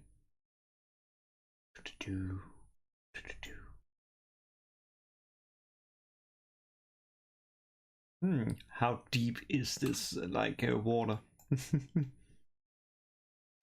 Not very deep. I mean, you could probably wade through it, but it would come up to like waist high. However, at this point, as you touch the water, are you going through the water? Through the water. As you go through the water, Seto, from the heavens, at some point during your training, the way that you guys were looking through the pools of water, are you there? Just realized you muted. Yeah, okay. I didn't see a BRB, so I'm assuming you're there. But you will be able to see, this is the point where you spoke with your dad here in this graveyard, and you will be able to get a little look into this graveyard from your father's perspective. Estrella, you won't see it. You might feel a little bit of a chill, but there where Sheba's token is, I assume you can see that. Yep. So yeah, you will be able to see from that perspective, and you can see Estrella now, like sneaking through the water. And think this is a goblin. Yeah, you can understand that. To be fair, there is a moment here that, for those of us that know, she is in full goblin mode right now. Navy SEAL goblin from the first ever sessions. Yeah. like father, like daughter, but you are kind of mid training, just taking a break, and from the heavens, um, you can kind of interact through ghostly means, but not really. You're not fully there. You're just kind of watching this. Information is good information. At least I know that she's alive. Good thing.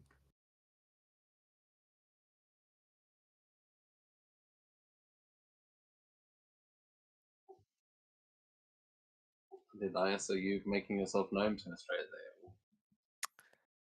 there? I'm gonna try and hide until she gets here. Although Elias is slightly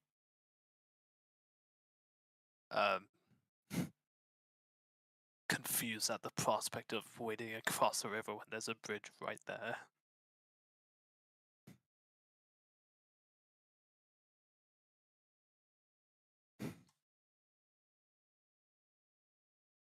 I mean, she definitely doesn't seem like she's drawn the attention of the two Scorpion Samurai.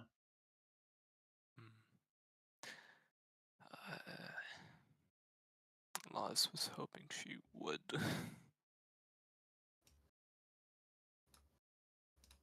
I mean, they might have seen her, but they don't seem to have reacted.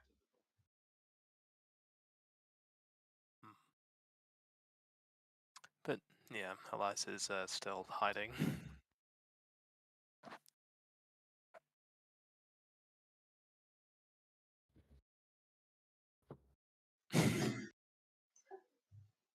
Yep.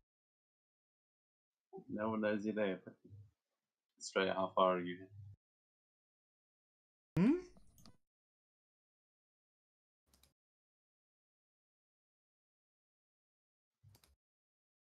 What was the question? Oh well, how far are you? Are you heading up? What are you doing as you make your way through? Just carefully moving. Just straight there, like. Far? Let's see. Gotta be good enough.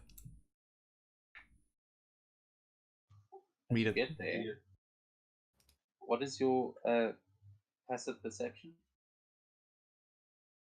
19. Okay, with a 19, you will notice a small scroll lying on the floor. It seems like someone dropped on the dirt here. And you will recognize it as it looks like one of Jerry's scrolls.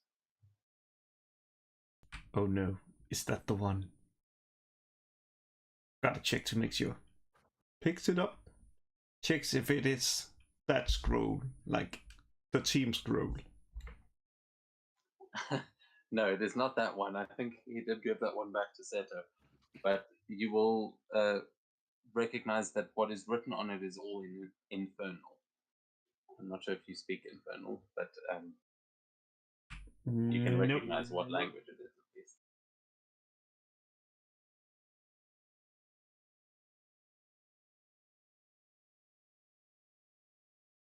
Yeah, it looks like some kind of instructions, but if you don't speak Infernal, it doesn't really make much sense.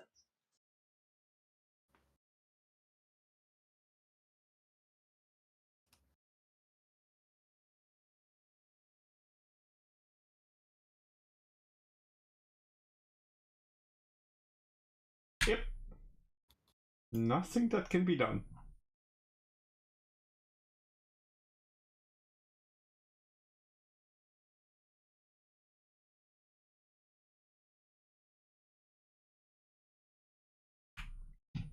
Well, packs that scroll away.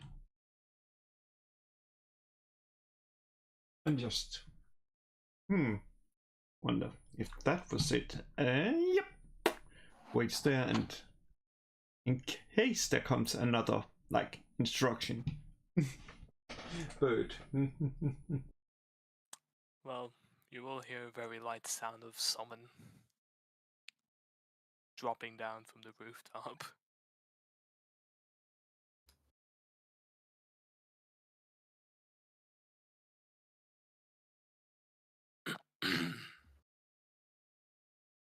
I will also say from the rooftop, you would have seen all kinds of eldritch abominations descending on the city. Like you can see that the city is in flames from up there. This seems to be like one of the only safe spots right now.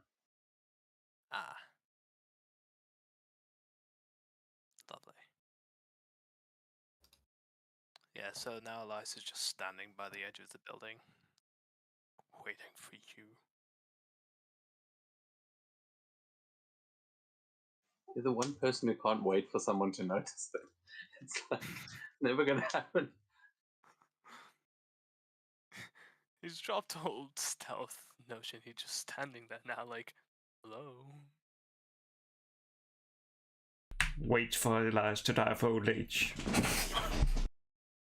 It's like if you were like waiting to in someone's apartment when they got home, like you like waiting in a chair to freak them out, but they come in, they make supper, they go shower, they'll like go to bed without noticing you. You're just like, oh, okay. It's like, That's just awkward. is this illegal? Should I go? Or I've committed to the bit, but It was meant to be a surprise, but now I've been here for 3 hours and it's just gotten creepy. Estrella. I will fucking shoot you. But if I shoot you first.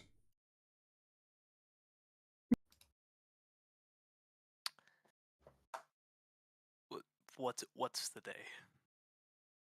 What's the date? How long has it been?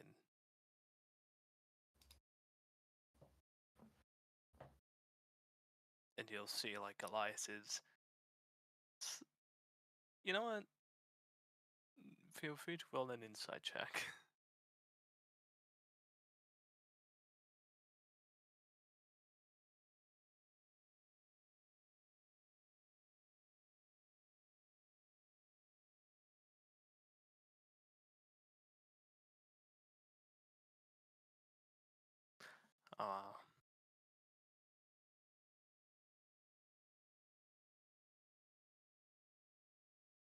Okay. I'll say Elias looks quite normal, but he is slightly more manic than normal as well.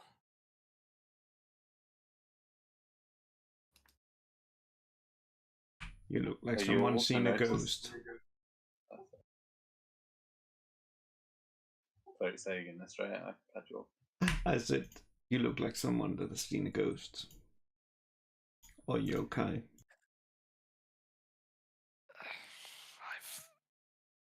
You know what? This morning wasn't the best morning I've had.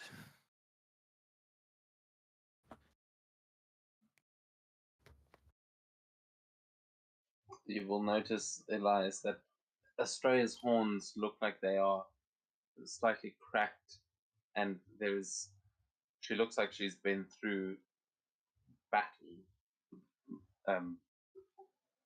Like she definitely looks like there's been a fight going on.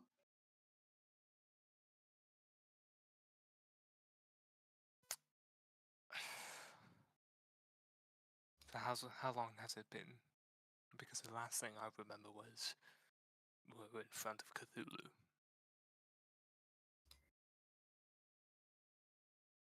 I don't know.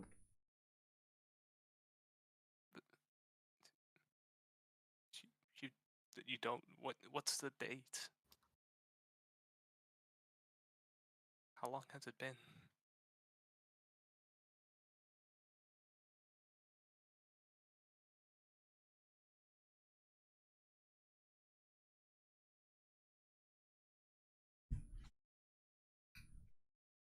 A couple of hours, maybe? I don't know.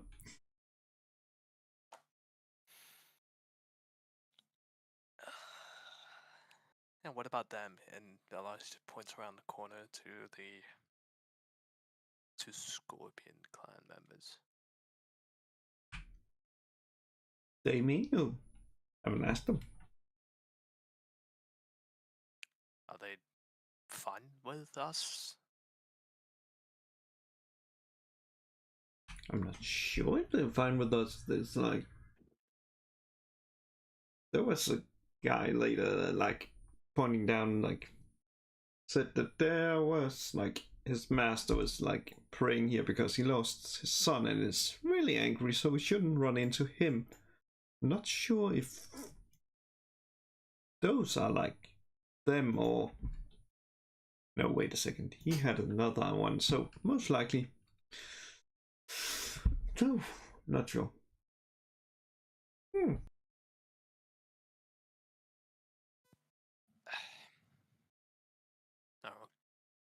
okay, well, now what?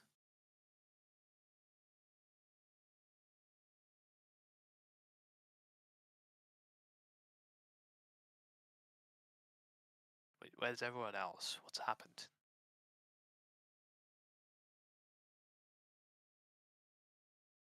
Not sure what. I'm not sure what happened because it seems like there had been a mouse folk here. Could be Jerry. Could be someone else that has been kidnapped by someone, or at least there was sign of a struggle. I couldn't really see anything, like find anything when I followed the tracks. It just ended. And So Jerry ran off. potentially.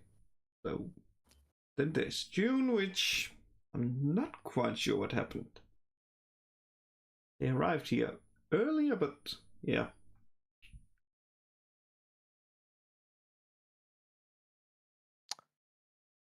Okay, and the others?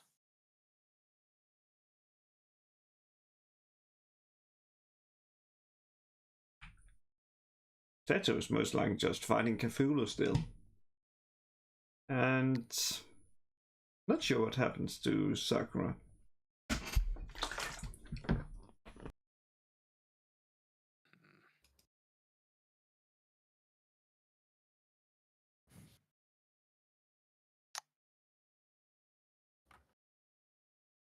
Well, do we have any of our commanders? Daichi? General? Not sure if the general is like in the city. I know Daichi is at the castle. Like I met him there. He instructed us to assassinate the, what is it called? The Lion Clan. Stop. Don't Stop. you? I didn't hear that. Do not repeat that.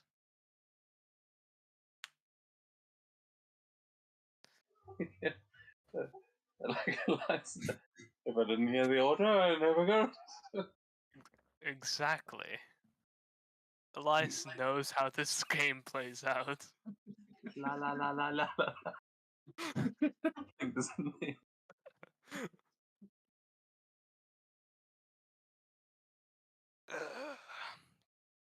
Right, so guess we're on our own. I think is Tenshiro still here?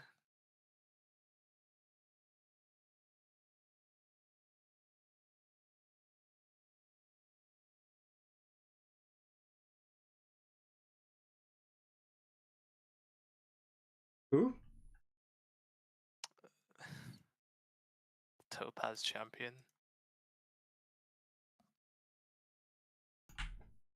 The dragon. I don't recall seeing him. Yeah, you didn't see it.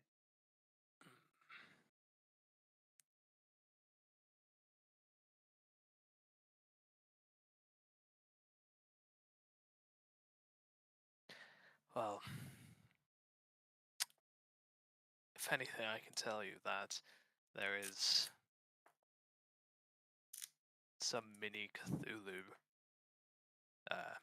down there in the graveyard. I just escaped. I'm not keen on going back.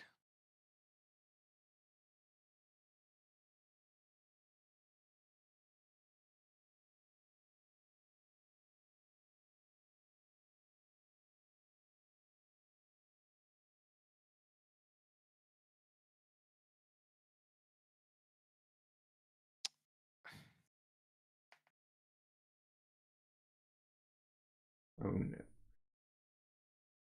So now Cthulhu had a baby. And you had been like chilling with them. That checks. It tried to eat my brains, but no, I instead chose to be here with you. Fucking awful mistake.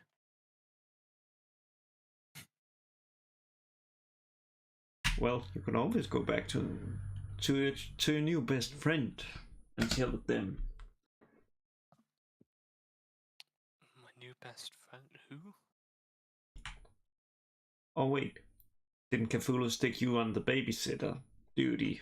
And that is what you mean with like it tried to eat your brain.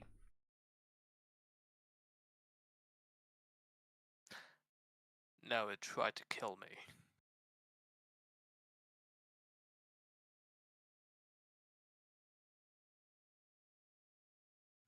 You both hear a massive explosion as across the sky you see one of those tentacled horrors, much like the ones you just fought, a much bigger one, just go sailing through the air on fire as it seems like something just blasted it out of the sky, and it sails over the graveyard and just crashes somewhere in the city. You can hear there is a war going on around you.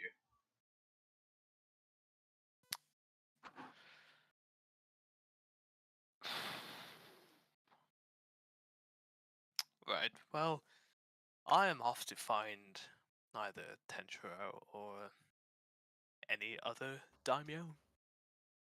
So I will see you around, I guess. You sure that is not a daimyo? Pointing towards the what's called the scorpion.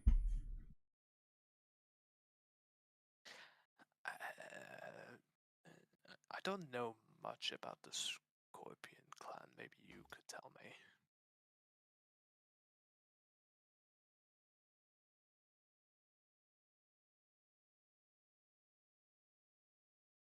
You can see at this point he's raised a massive fan that he's holding in one hand, like up over his head, and he seems to have started doing almost like a dance or like almost looks like a Tai Chi form, but with the fan that he's doing there, and he seems to be chanting it just low, kind of under his breath. You can both hear that both of them are chanting low, and it seems like it's not in common. It seems darker. You can give me perception checks if you want to try and eavesdrop.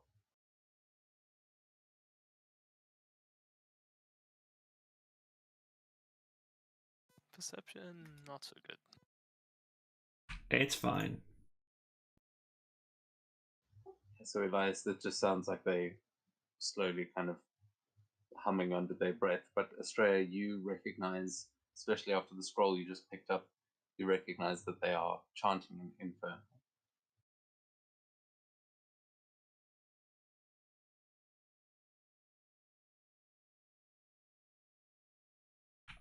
Well, interesting. So either they are the ones that stole Jerry, or we may have bigger problems coming our way.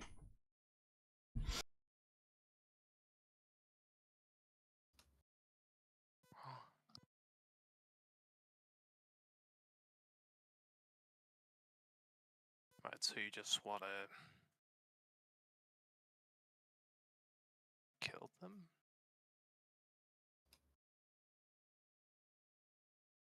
Nah. Rather want to find out what they are trying to summon. Or, presumably, what they are trying to do.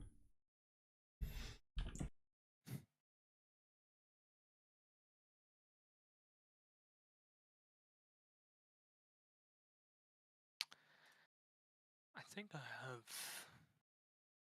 a spell for this. or jutsu.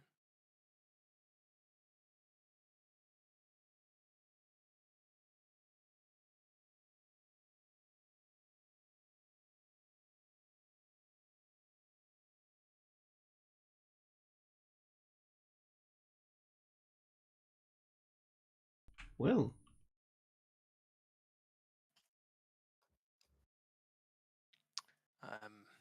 Yeah, I just kind of have some scrolling to do.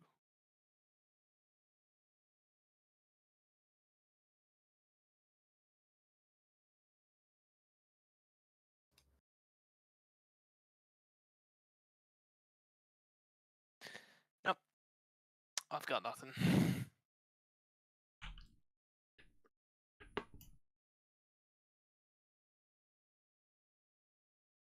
I have something.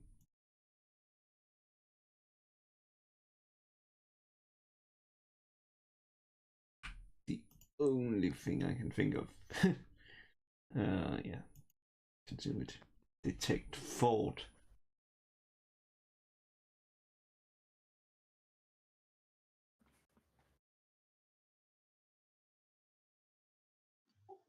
Okay. Do they? They just make the save if they're resisting it, right? Only if you go deeper. Yeah, if I go deeper.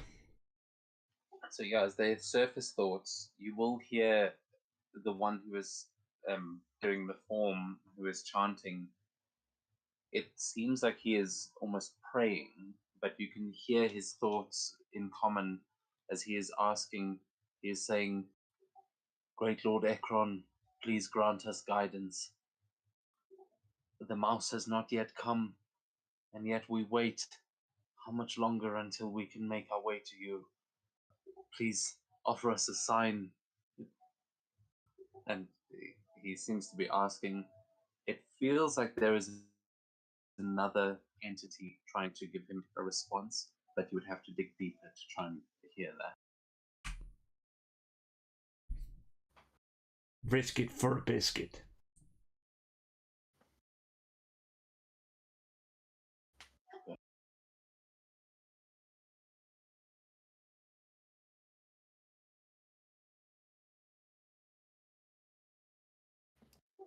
Okay, what is your spell DC? 20.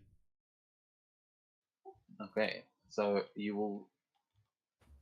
It'll be difficult to overhear it, but you will hear the response he is getting from the other side, as you can hear it is the voice of what sounds like an imp, as it says, "Look, I don't know where the mouse is, but he's got to be there soon. If you can't wait for him, if you can't open the portal, then seek the Blade of Souls. It should be there in the graveyard somewhere.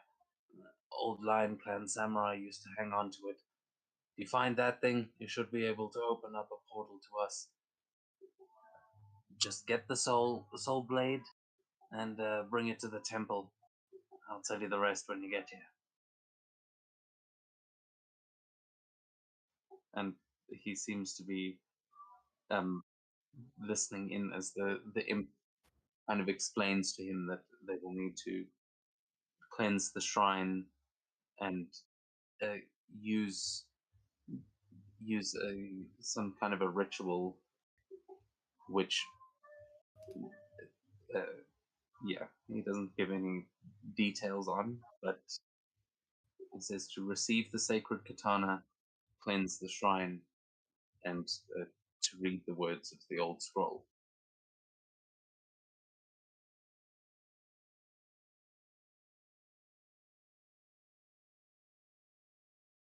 Perfect.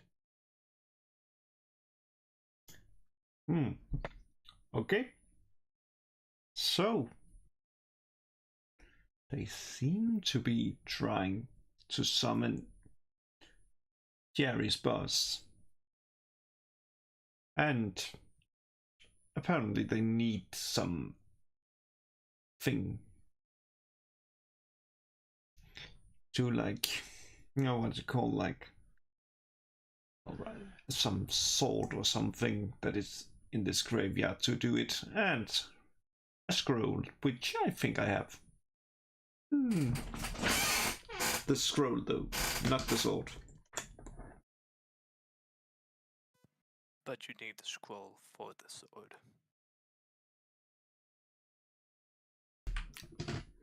Get the sword, cleanse the graveyard using the old scroll.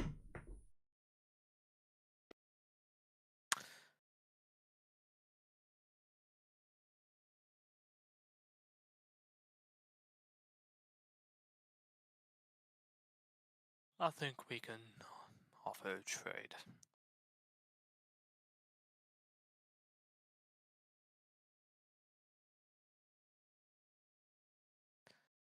I mean, if they're working the same in if they're working the same in this Jerry, then I don't find that particularly bad.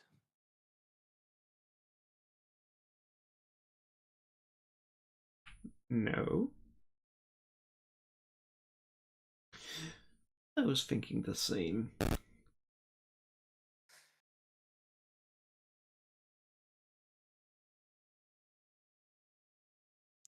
Alright, well, what do we ask for?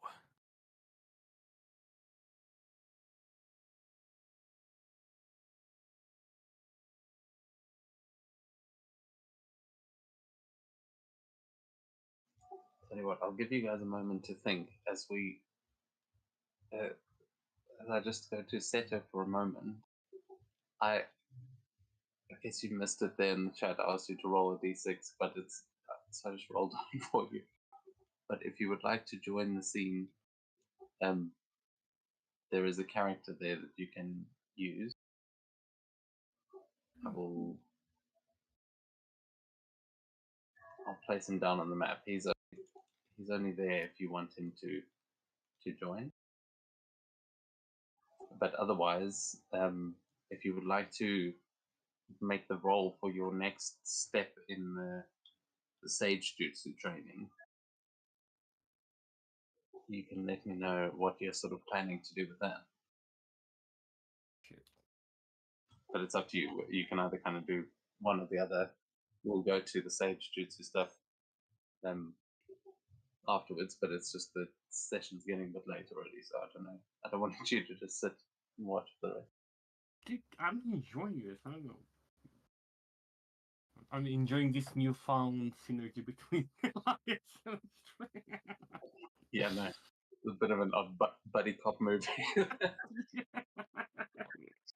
don't know if you could make a full rush hour out of that one, but Chris Elias as a Chris Tucker. I can actually see it. actually,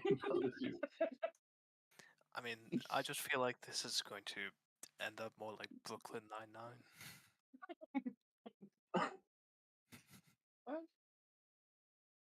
I could see that. Or Breaking Bad. Walter White. that's the rest of this campaign is. Astrea, we have to cook. At least I'm not the one wearing hockey pants.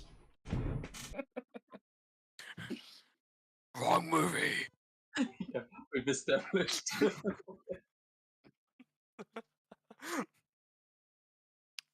Yeah, to be fair, it makes sense. Elias has the intelligence to possibly cook meth. Astrea's got the charisma to go and sell it. You know what, Astrea, business plan. Let's do it. We're saving the world business. Let's go to the drug. Oh my god, I have the brilliant idea. Elias makes meth. We just feed it to Cthulhu. He gets so fucked up by it, or just addicted to it, that we're just like, you are our bitch now. And that's how we fix this situation. I just want a picture of Cthulhu that says meth, not even once. I want to see Cthulhu on LSD. And that's pretty much his natural state, to be fair. Yeah, when everyone looks at Cthulhu, they hear horror music, but when you look through Cthulhu's eyes, it's just wouldn't it be nice? Yeah.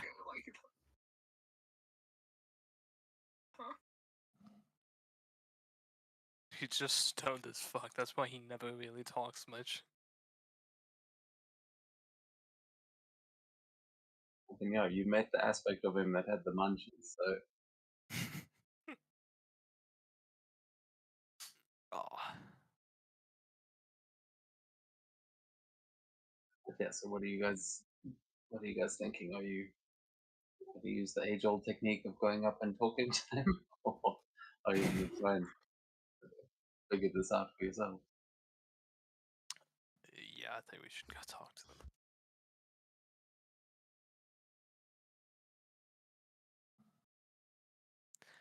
And Australia, because you're the one who understood what they were saying, I think you should at least start.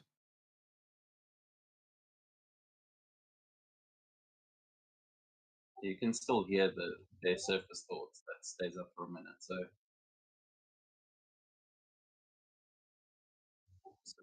you should still be able to kind of translate the chanting.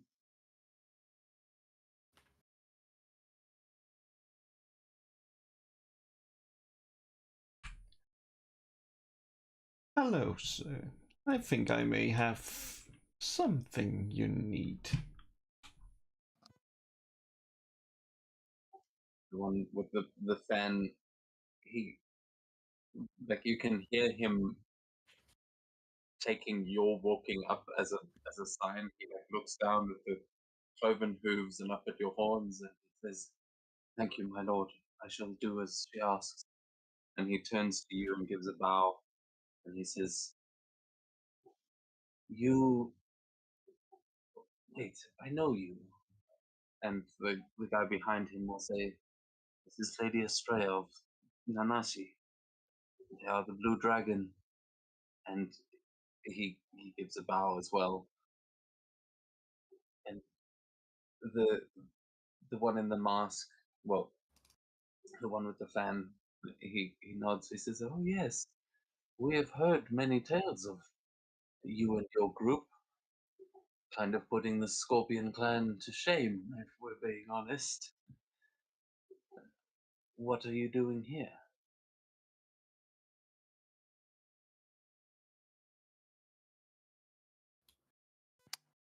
Well, recovering from the mess we're in currently.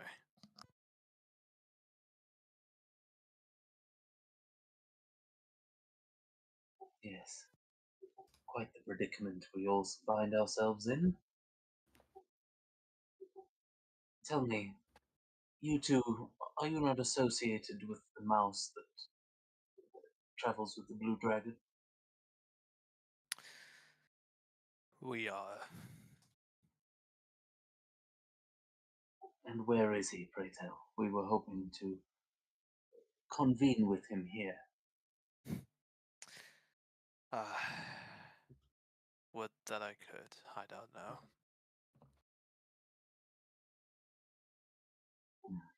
Seems we have all lost some comrades. Not lost, but misplaced, perhaps. We thought that they were here. We heard them. Someone sent us a message, but we have not been able to find them.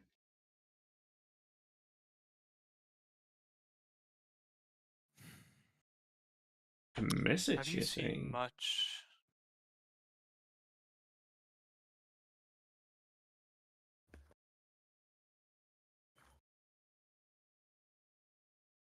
Sorry, say again?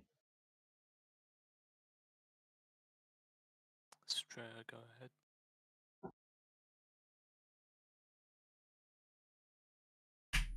A message? You mean a scroll or something? Or is it something about a sword?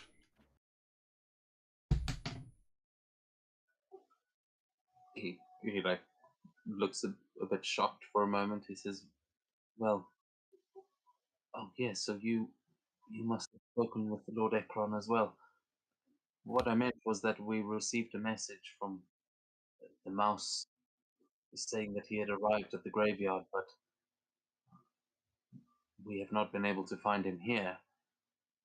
Lord Ekron, who we were hoping might give us shelter from the current invasion, he has asked us to retrieve the Blade of Souls, which is buried with one of the Lion Clan samurai here. Apparently, with it, we may be able to cut open a portal to his realm somewhere somewhat safer, if you can believe it.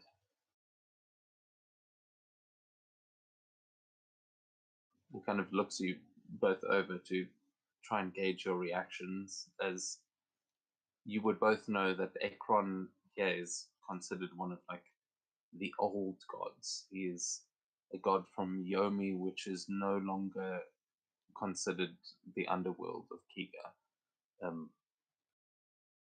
It's like it's not a household name, but you would know him because of Jerry and the things that you've experienced.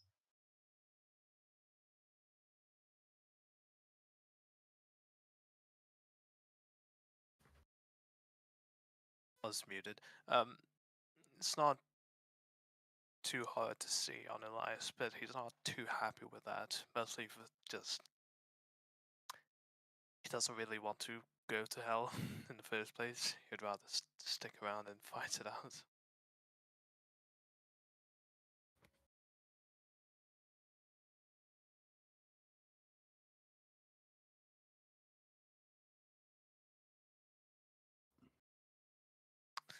He sort of looks over Estrella's shoulder and says, and he kind of moves his hand slowly towards his blade as he says, "Are they with you?"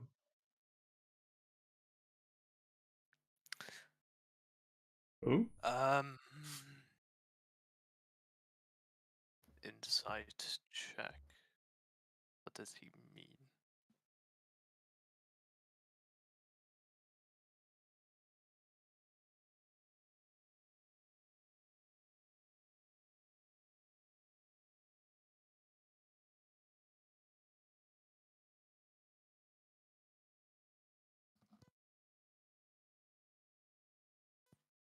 DM? Sorry, I thought you were talking to Estrella. Say again. Oh no, I just rolled an insight check to see what he Oh. means. Yeah, he seems to be looking at someone behind you, and as you look over your shoulder, you will notice a it looks like a Lion Clan samurai, but yeah, what did they see there? Like, how are you approaching? I'm just approaching relatively slowly, trying to gauge if they are who I believe they are. And once I do notice they are, just bow down, like do like a proper bow and be like, fucking hell, good to see you two alive. Where are the rest of them?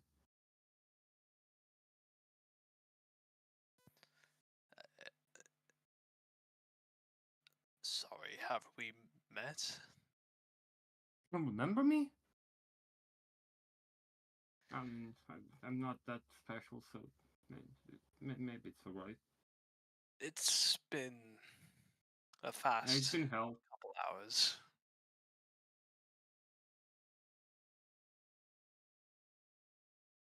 You Yeah, are lying.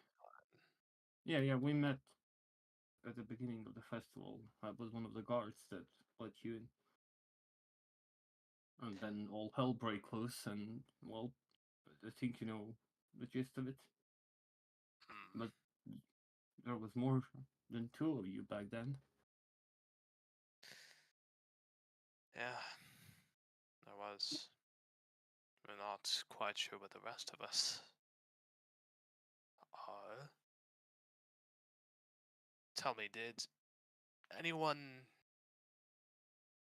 does anyone know what's of the Unicorn Clan? At least their squad. What happened to them, you mean? Well, if what you've last heard of them or seen of them. We saw one of them in battle. They were fighting for the Eldritch side. We think they may have been corrupted, but it is hard to tell. Many of the clans have turned on each other in the confusion. Some have even been saying that your blue dragons are trying to overthrow the Lion Clan as we speak. But I'm sure they have bigger problems. We all do. Truth be told, there was one caster in the Unicorn Clan squad. I think she was with them for the entire time.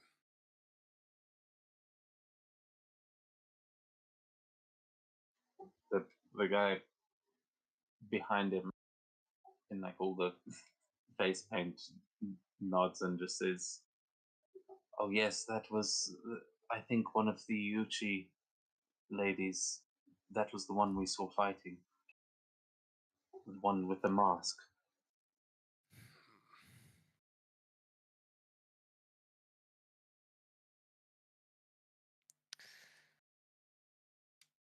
Wow. So are any clans openly hostile, or is it just rogue squads or members? From what we've seen, most of the clans are fleeing the city. Some of the higher ranked samurai are trying to defend it as best they can, but and he kind of looks over at you, Ajiro. He says, "From what we understand, the Lion Clan has been hiding in their castle. Haven't been doing much to end the threat. Isn't that where you should be?"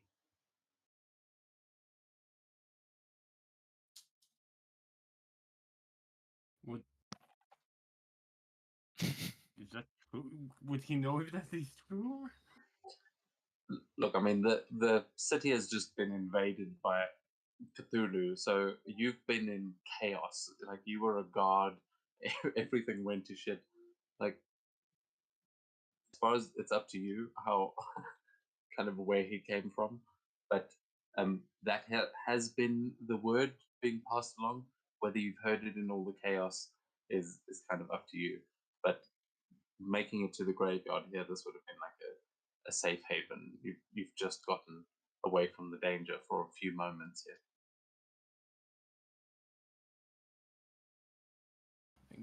I guess he'll kind of fiddle a little bit, and then he'll just.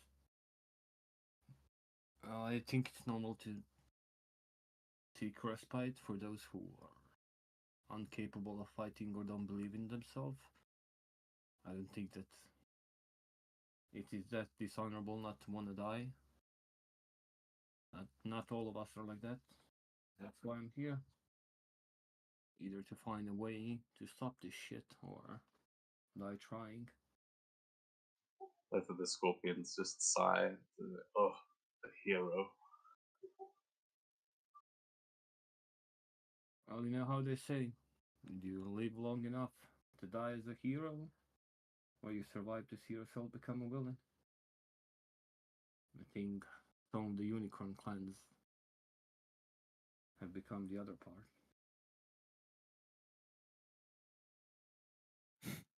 You see both of the scorpion are like seething at this. That's like it's like you've just insulted their clan, but they're not angry at you. They're just like, oh, those fucking unicorns are gonna get it. You can hear his thoughts still astray as he's just like, another unicorn? First the blue dragon, another unicorn? Seriously? Oh, I'm gonna. Oh. Yeah, he's just like swearing in his head. Right, well, knowing how our Daimyo is, I'm I can't say I'm exactly keen on going straight back to him.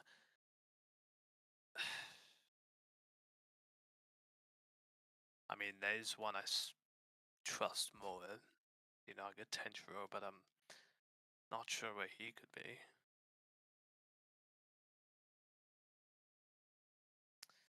In fact, and Elias will start writing a paper bird.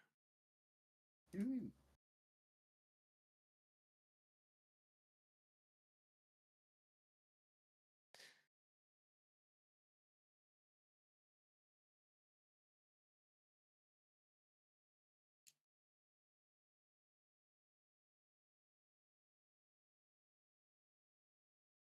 Are you typing a message? Yeah. Okay.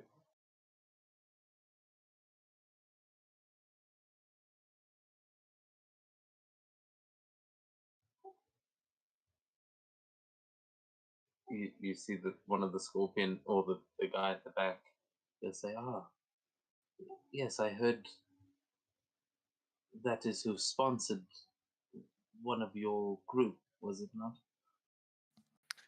Yep, that would be me. Well, if we make it out of this, I would very much like to hear how you managed to persuade a champion to sponsor you. You must be quite special.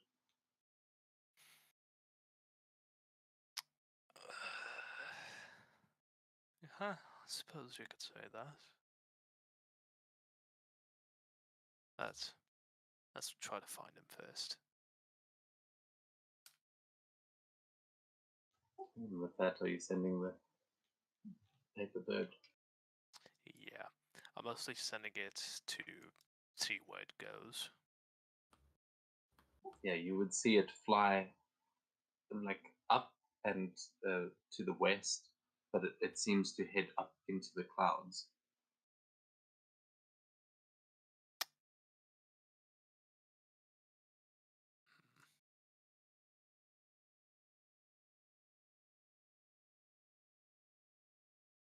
Have I ever seen it do that before? Possibly. Maybe when you tried to send a message to the party when they were on the airship. Hmm.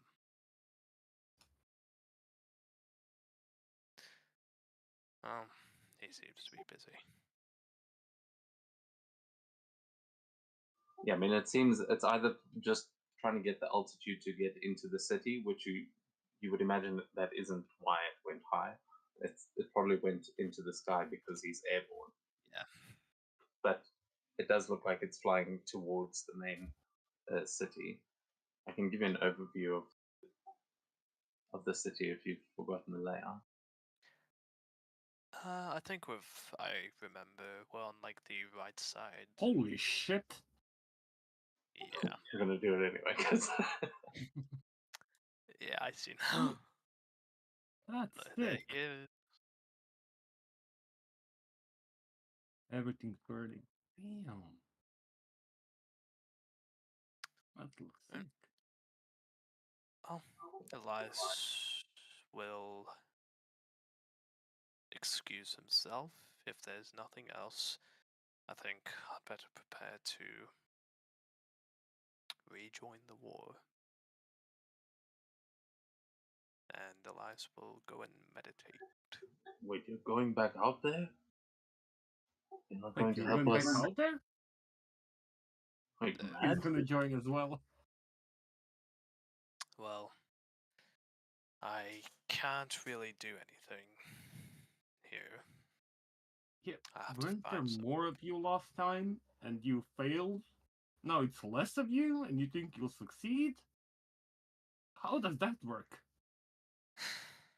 Oh, well, try again. Who knows? There's only two of you. Even I will say that's fucking dumb way to die. Well, maybe I'm not planning on taking on the big one just with the two of us. Maybe I'm looking for others. That's what we are looking for as well. From what we understand, Lord Ekron has fought this kind of threat before. It is an ancient threat, but Cthulhu supposedly rises every 100 years or so. And when it first rose, it was in battle with the devils that it all started. So if we can play our cards right, we might be able to get an army of devils on our side to drag these demons back from wherever they came. An army of devils? What the fuck? You want to bring even more shit? Well, I suppose. Well, put it this way: I feel like devils would be easier to manage than. And Elias just looks up around at all the eldritch monsters flying. These. It is the Scorpion's motto to be the lesser evil, and I think that's what the Hells represent right now. Yomi is not an inherently bad place, and I mean you can all tell that he's bullshitting. Like it's a plane of evil, but he's like it is part of the cycle of the universe. Right. Australia, give them their scroll. And hopefully once you guys do something with that, they'll find us closer in the battle.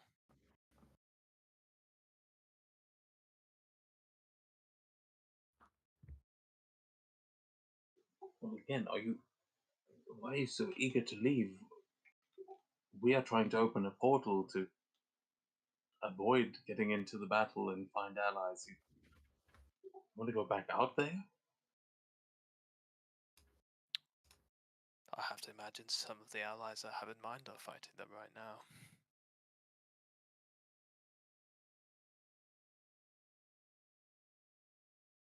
And, well, there's some other matters.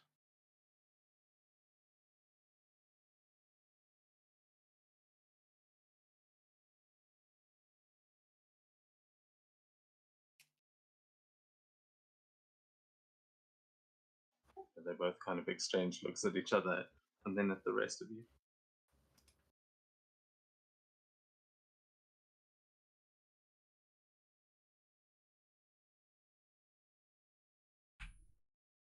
All you do is running. You'll only keep on running until you die.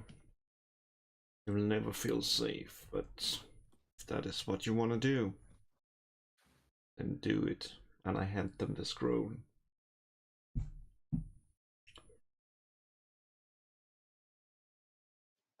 They like both seem confused and they say, "We're not trying to just flee. We're trying to find a way to stop this. We also have allies out there that, I mean, we would be shamed for admitting it, but we would rather not lose."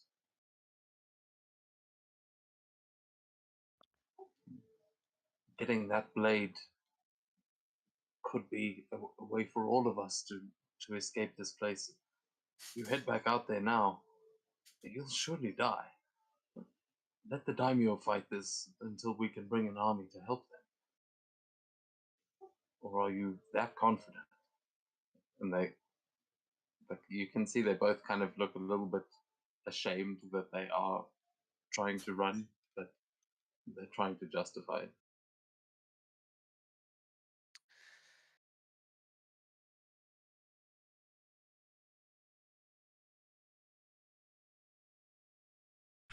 No, but at least trying is better than running.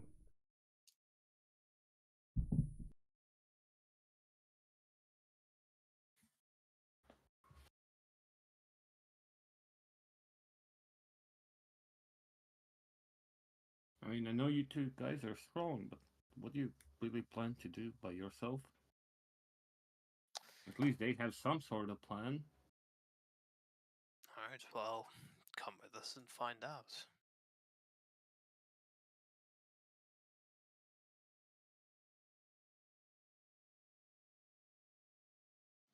we're not going to walk into the jaws of death. Well, actually, we're technically here to try and walk into the jaws of death, but not the way that you're suggesting. Look, we just need to get that blade and open a portal. That is what an old god is telling us to do. What you're suggesting sounds like suicide. I'm not really sure I see your point. If you want to die with honor, then I can respect that, but this is no honorable enemy to fight.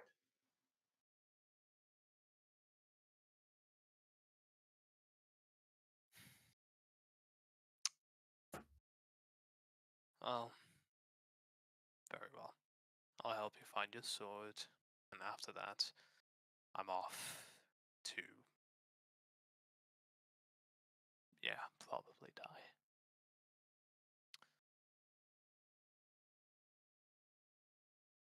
So, tell us, where's this sword? What does the scroll say?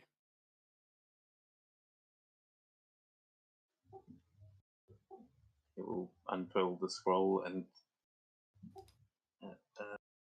so this is an incantation, which is a ritual to open the portal once we have cut through the realms. But the blade is buried with one of the samurai here. Apparently, it was one of their more respected leaders, but we'll have to check the gravestones. Look, if you want to go, I'm not stopping you, but we would appreciate the help. We thought that your mousefolk friend would be here. That is what we had heard, and we were hoping to deal with them. Yeah, mouse folk has a penchant for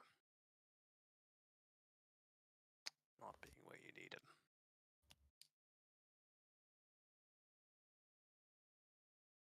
Strange that he told us he was here, though. Perhaps he's already looking for the blade.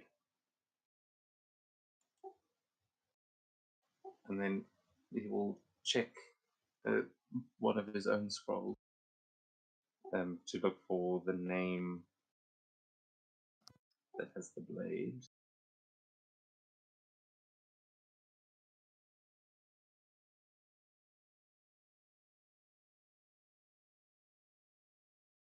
Yes, so the blade, I mean, people get different death names from their family names. And they're not sure what that name would be, but the family name is Matsu, and you would definitely recognize that name. I don't know if you do in character, but Matsu is the family that you've been dealing with that seem to be against the Blue Dragon.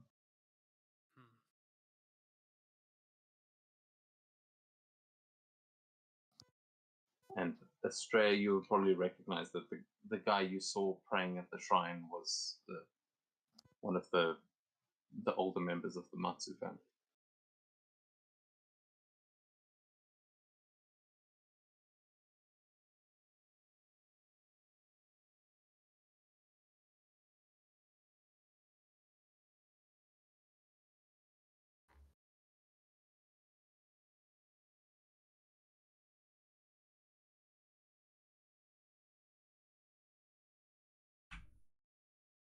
Wait, I think. So could the sword be hiding in the big shrine?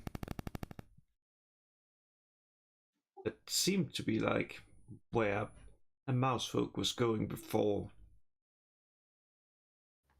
they got into a struggle with someone and then suddenly vanished. Well, if you think you know the one, then please lead us to it. Otherwise, I think we should split up and try to find it. It's got to be here somewhere. Well, He will follow up. follow.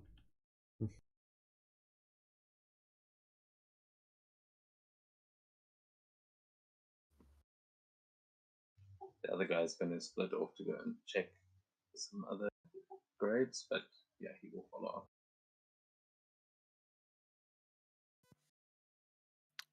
Elias will search these graves. You can, if you are looking through gravestones, you can give an investigation check. My favorite. Ooh.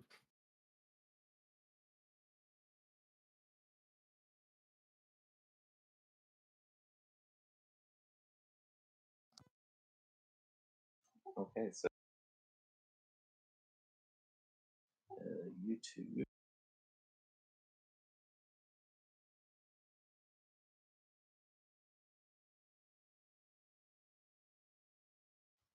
Okay, so Elias, which were you looking there? Okay, up on the left, you find these are graves of the Akodo family.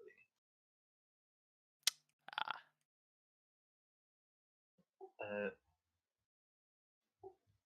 Hajiro, you will find that this grave is a Matsu grave. However, it is no one of note. You would know from Lion Clan history that this was no one special. It was probably a great great grandson of the person you're looking for. But as you are standing there, you will feel a chill run up your spine as you feel a hand on your shoulder and say, "Please save my daughter." I'll take my blade, turn around, and be ready to strike. Do I see anything? You don't see anything there. You can give me a perception check as you look around, but you felt a hand there, and when you turn, there's nothing. 25. You notice the tracks on the floor that Australia was looking at earlier with the like it looks like there was a scuffle with mouse folk prints, the humanoid prints, and they just seem to end right here. But you will see as you're looking around, you'll see in the grass next to it, you will see two more footprints appear as if someone has just stood down onto the grass. And you're pretty sure there's a ghost.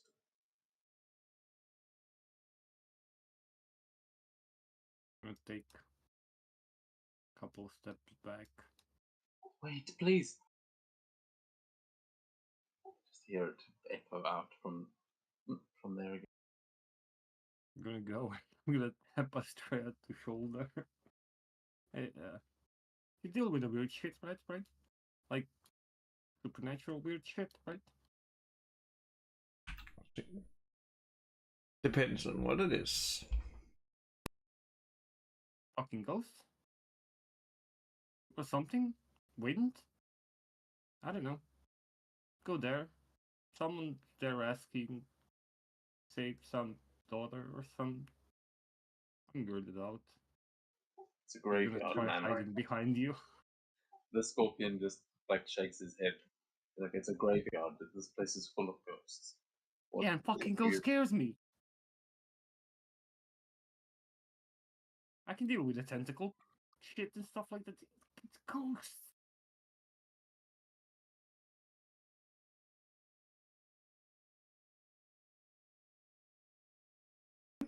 Come on, are we going? So, okay, hvor var det spøgelset? Where was the ghost? I'll point direction where it is. Where he heard it. Here.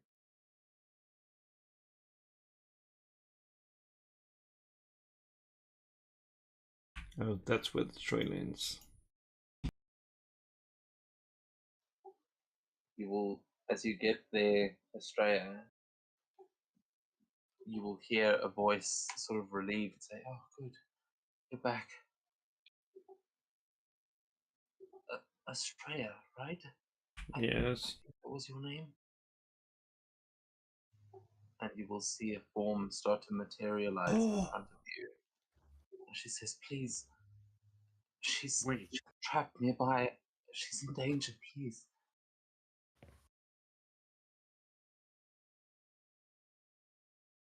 "My daughter, you must save her, please."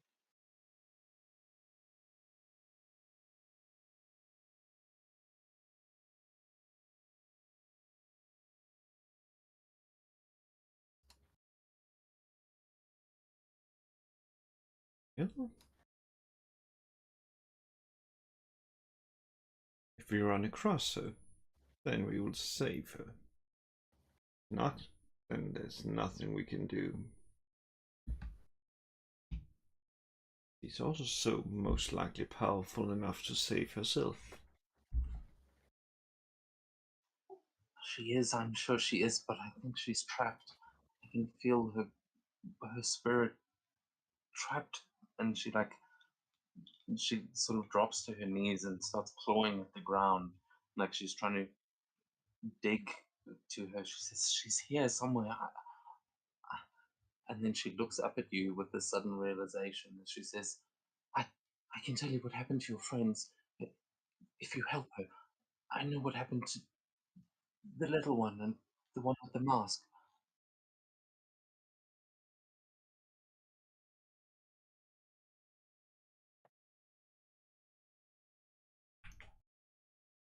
I guess we will have to help her. We have to find the others after all. The Scorpion Clan guy waves to you, Elias, and like calls you over. Like he seems confused, like, oh shit, something's happening. And he has not come closer when the ghost actually appears. He kind of stopped in his tracks. Like, nope.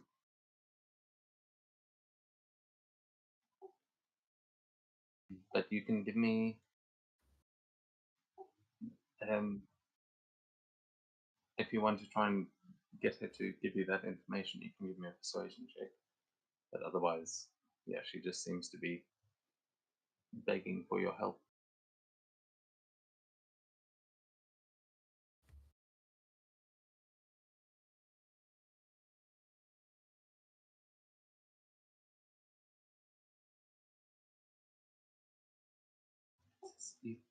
You promise you'll help her? Yes, I will help her. If I'm able to save her, yes. Okay. Well, her friends were here. They fought and they both flew away on a broom. It seemed like the mouse said something the other one didn't like, and they flew off in that direction. And she points in the direction where you saw the scroll, where you found the scroll.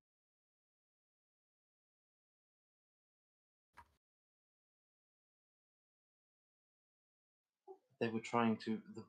The mouse was trying to look at something over there, and she points to the big altar here, sort of in the middle.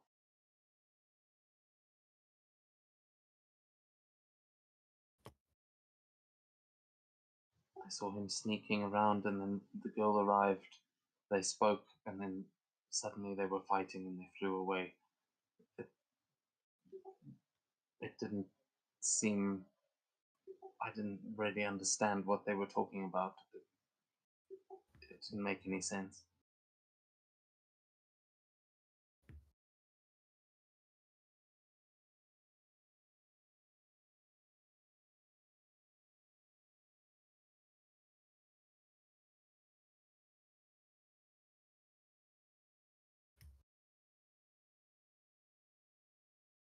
Maybe they were looking for the sword.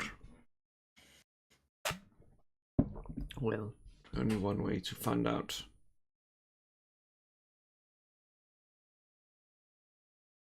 What happened? Who was that? You know it?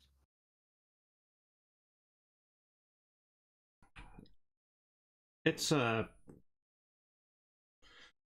what you call it? It's the mother of an ally of ours. Haven't seen them since we fought Cthulhu. They say they are nearby, and well, if that's true, that would be great, as we could really use their power. Oh, so it was a good ghost. It's a good ghost, yes. Well, Did they give you any information or anything? Well, only that we may not get too much help from the mouse, and the others, they seem to get into a argument, and that resulted in them flying away on a broom. Apparently, yeah, they apparently found the scroll that I picked up. So maybe Jerry was looking, or yeah, this mouse was looking for the sword, and points towards the big grave there. It's maybe hidden there, which could be problematic, as looking down, I presume this guy is the one I was told to avoid, because he had just lost his son, so yeah.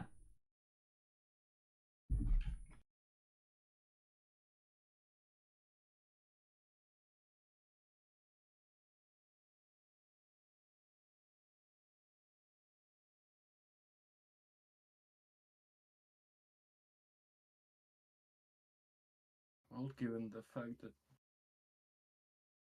apparently you have lost 2 members and you are missing 1, I think maybe taking that sword and getting the help from the devil doesn't sound as bad right now. Maybe not.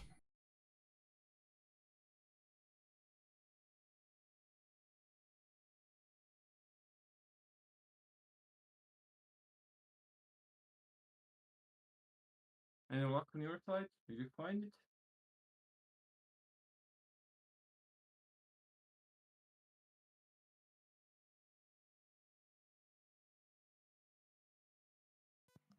Nope. I found some of the Akodo graves. Doesn't give us anything. Doesn't. Maybe it truly is it. The big ass one. So what was that anyway?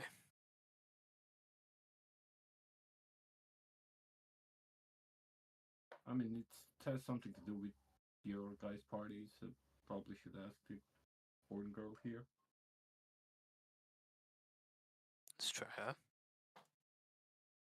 Well, I just spoke to Anaki, or the ghost of her. He seems to think that Sakura are in trouble, and we should most likely help her, but yeah, I haven't seen her, so yeah.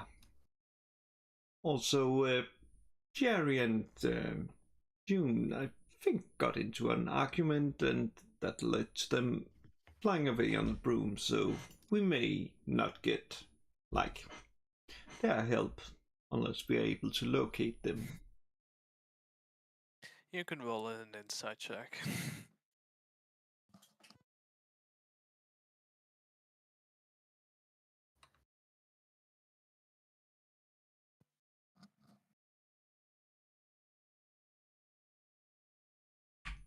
Elias is very happy.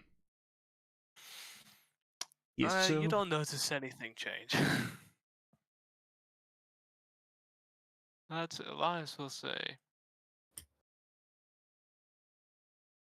Well, Elias will just look back to the building and say, she might be on the ground. Oh, fuck.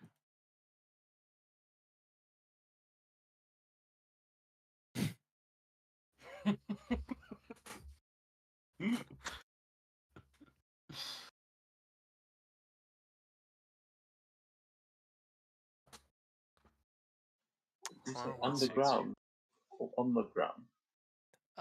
Underground.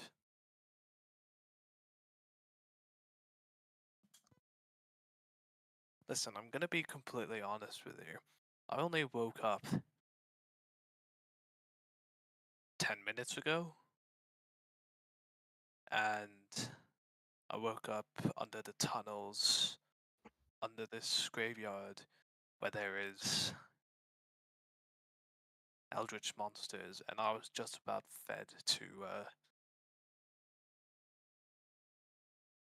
I don't know, one of those things, but bigger.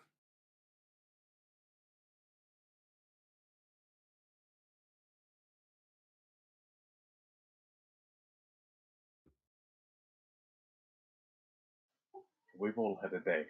I think the sooner we get out of here, the better. Yes, but I think that's where our ally might be, somewhere underground.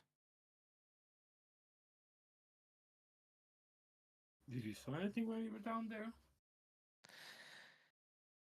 It's kind of fucking dark. Well, yeah, you look human. Probably can't really see there. Excuse me, you look human.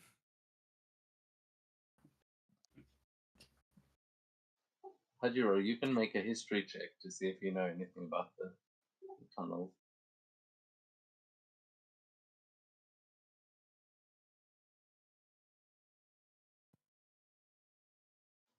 So yeah, when he mentions it, you do remember vague stories of there being like tunnels underneath Nishizawa, but those are like children's stories that, you know, wishful thinking. There are probably one or two to escape the castle itself, but what he's implying is you would have to go through the castle to get to them. And he's gonna look at you baffling, like, yeah, whatever, dude. Like, he doesn't really buy your story that much, but he thinks you probably just got too high or drunk or some shit.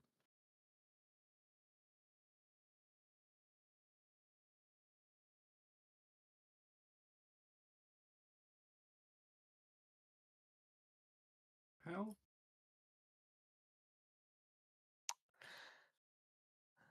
Straya.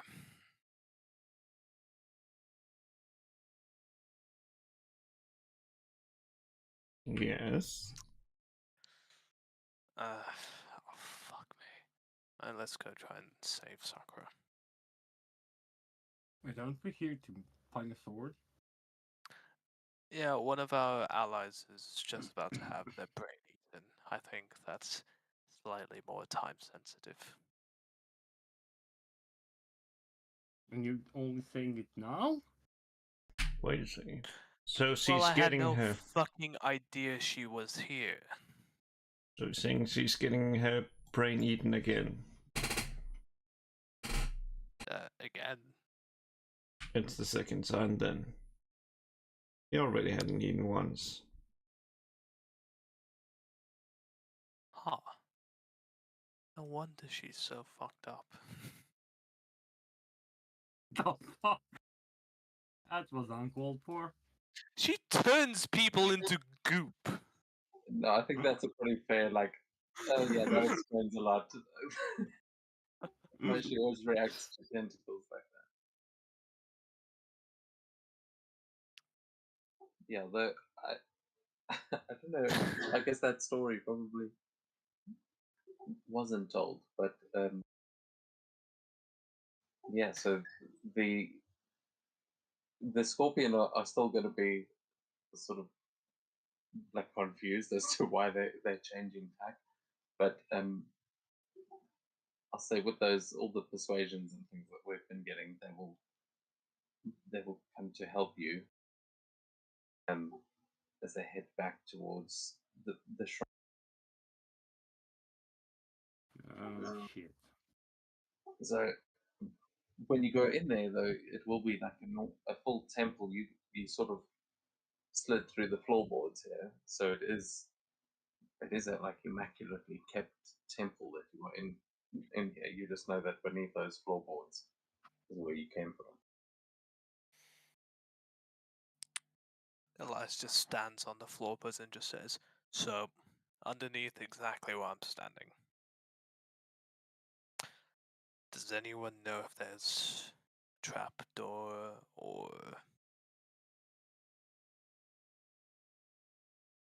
something. What did I know? Or can see.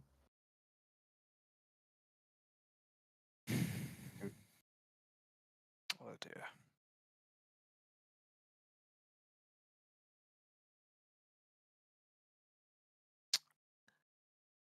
Yeah, if you're a sucker for divine cleanliness, let's say, look away now. As Elias just draws his guns, aims it at the floor, and What is that thing? yeah. That's a weird ass looking sword you got there, mate.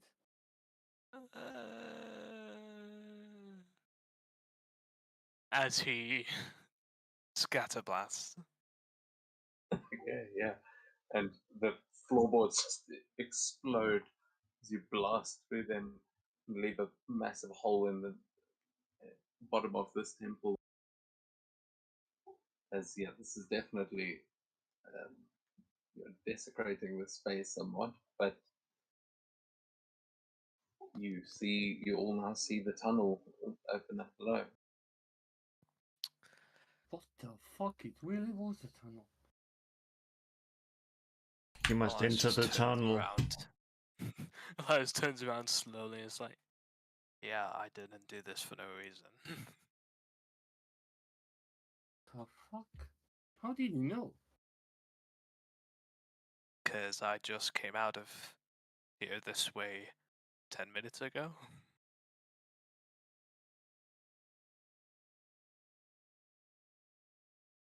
Well, any dangers we should expect down there?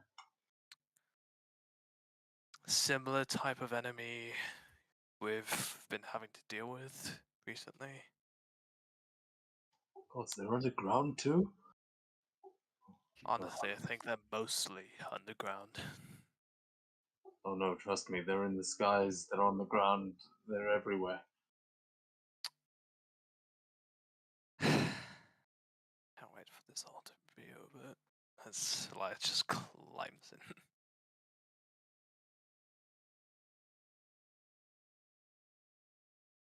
Yeah, the scorpion will follow you. Are you two following as well? Down the hole we go. Yep. Okay. As you guys all descend into the tunnels, we are going to move to the last bit of tonight's session as Seto. Your training in the heavens has continued. It has been weeks and weeks that you have been training here, but only a matter of days in the real time. For you, you have been here for months, and how many checks did you actually succeed last time? Was it 2 or 3? 3? Oh, did you succeed all Actually, 3? no, I succeeded on martial arts and on acrobatics. Yeah, sorry, 2, not 3. Okay. So yeah, then we will go into the third check here and see, as this one, I think the DC is 25. Yes, it is. All of them are actually. No, what the fuck? The last one is 35. Never mind. First 3 are 25. Yeah. The last one is the is the real one that'll get you. Yeah. So Well, we'll try and do them. We can do them both now, as this has been happening for a while. But I'm just trying to get it open. What is the third one supposed to be? Insight, nature, or survival, and because my insight kind of sucks. I know we're time gated, but he'll grab an extra week to get +2 to just focus his senses. Because Bloody plus, monk. plus 11 is not good, dude, when the DC is 25. So every week is like a quarter of the day. So Okay, I'll take then a full, like, 2 weeks of downtime to get my It's for one full day, but it's gonna be 2 Bastard. weeks of meditating. Kind of used it. That give me a +4. He'll die if he doesn't. He'll actually. What does happen to you on this one? This isn't. Okay, yeah, this isn't the worst one. But what? No. The next one is. I was gonna prepare a whole thing for this, but I think we can get into that next week if you want. Otherwise, you can tell me what this training actually consists of for you, as I'm just reminding myself what these steps are. Oh yes. Okay, so this is the one to recognize the type of energy, to be able to draw in nature energy instead of normal chakra. So yeah, this is more of a meditative, the molding chakra kind of. Yeah, pretty much. And basically, I'm gonna, for one of the roles, I'm gonna use the Sealing Art, Gift of Apex, to get myself additional +4. I'll have +4 on all of them, and then I'll have for one of them +8, basically. And then just remind me, you make 5 checks and you need to succeed at 3. Is that correct? Yes, that's Okay. correct.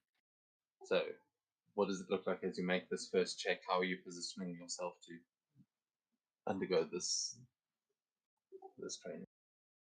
Well, basically, I'm just gonna stand. I'm not stand. I'm gonna take on a meditation pose, and I'm gonna try to bring a specific type of chakra with every step from the nature, right? So he's gonna try to gather as much as like heat chakra without taking in any of the other like nature and the air and the water around him as well. So just try to pinpoint the specific amount of chakra with the first one.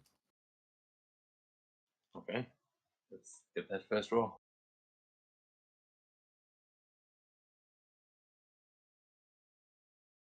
Yes. Shit, I used the fucking 8. Did you seriously just get an ad as that? Wait, what the hell? The fuck is this? What the hell? What? Okay. I guess that video is copyright. Why are we with the Phoenix? Oh, no, sorry. I was hearing an ad on my side. I thought that was coming to the music box. I was like, oh, no. No, that was right. Okay. So yes, as you focus on the heat, you like go into this meditative state, and then as you open your eyes again, you feel like you're in the zone. You've gotten that perfect state of balance. You feel that heat all around you, and then you just open your eyes to see the phoenix as it says, "So, sage mode, is it? I've been wanting to know when you would discover such talents. Well, Seto, are you ready to fully experience the power of nature?" And you can feel the burning sensation flowing through you, but it feels good. Wait, how the hell do you know about it? What do you think my energy is, Seto? I am the primordial force of fire itself. We, the primordial world breakers, we are nature energy incarnate. If you wish to learn to wield us, I will not make it easy. So you're gonna fuck with me here as well? Who made you so angry? He asked a living embodiment of fire.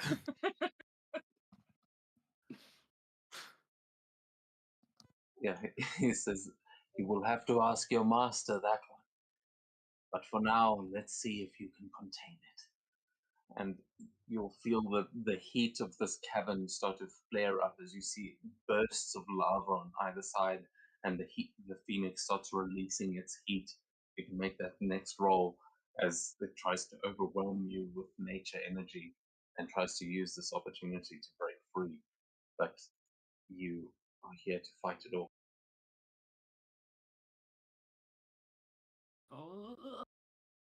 Barely. Just you're kind of taken by surprise by that first one, but you steel yourself, and the phoenix tries to push deeper and deeper as they into this well of lava, just bringing out all this primordial fire. Let's go. That's 2 successes. 1 more, and you will have succeeded.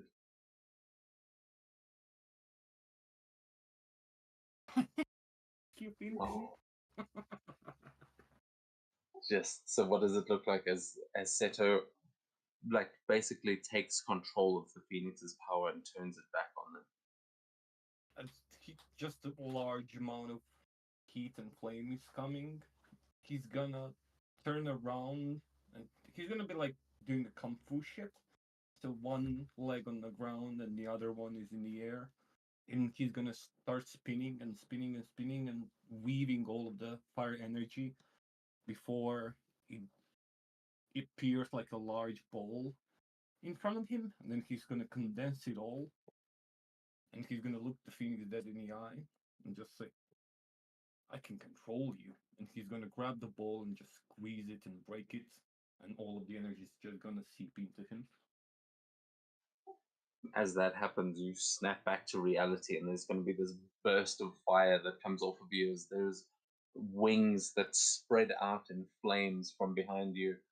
And as you open your eyes, just fire lapping off of them, you see your father looking at you like almost in shock, but then his face just turns to pride as he smiles and he says, "That's it, my boy. I knew you could do it." Well, it certainly wasn't easy, but that motherfucker is way too goddamn angry. And then he's just gonna collapse, go to sleep. He's tired as fuck. As you fall, your father will almost just disappear from the spot he is standing and reappear next to you to catch you. As it looks like he just teleported, he moved so fast, but he says, "It's all right, my son. You are nearly there. Rest now, and soon, perhaps you will be ready." And he will sort of help you to a resting spot, but that is where we will end tonight's session. And next week we will see if Seto can overcome the final trial and if he can make it back in time to help the others save Sakura.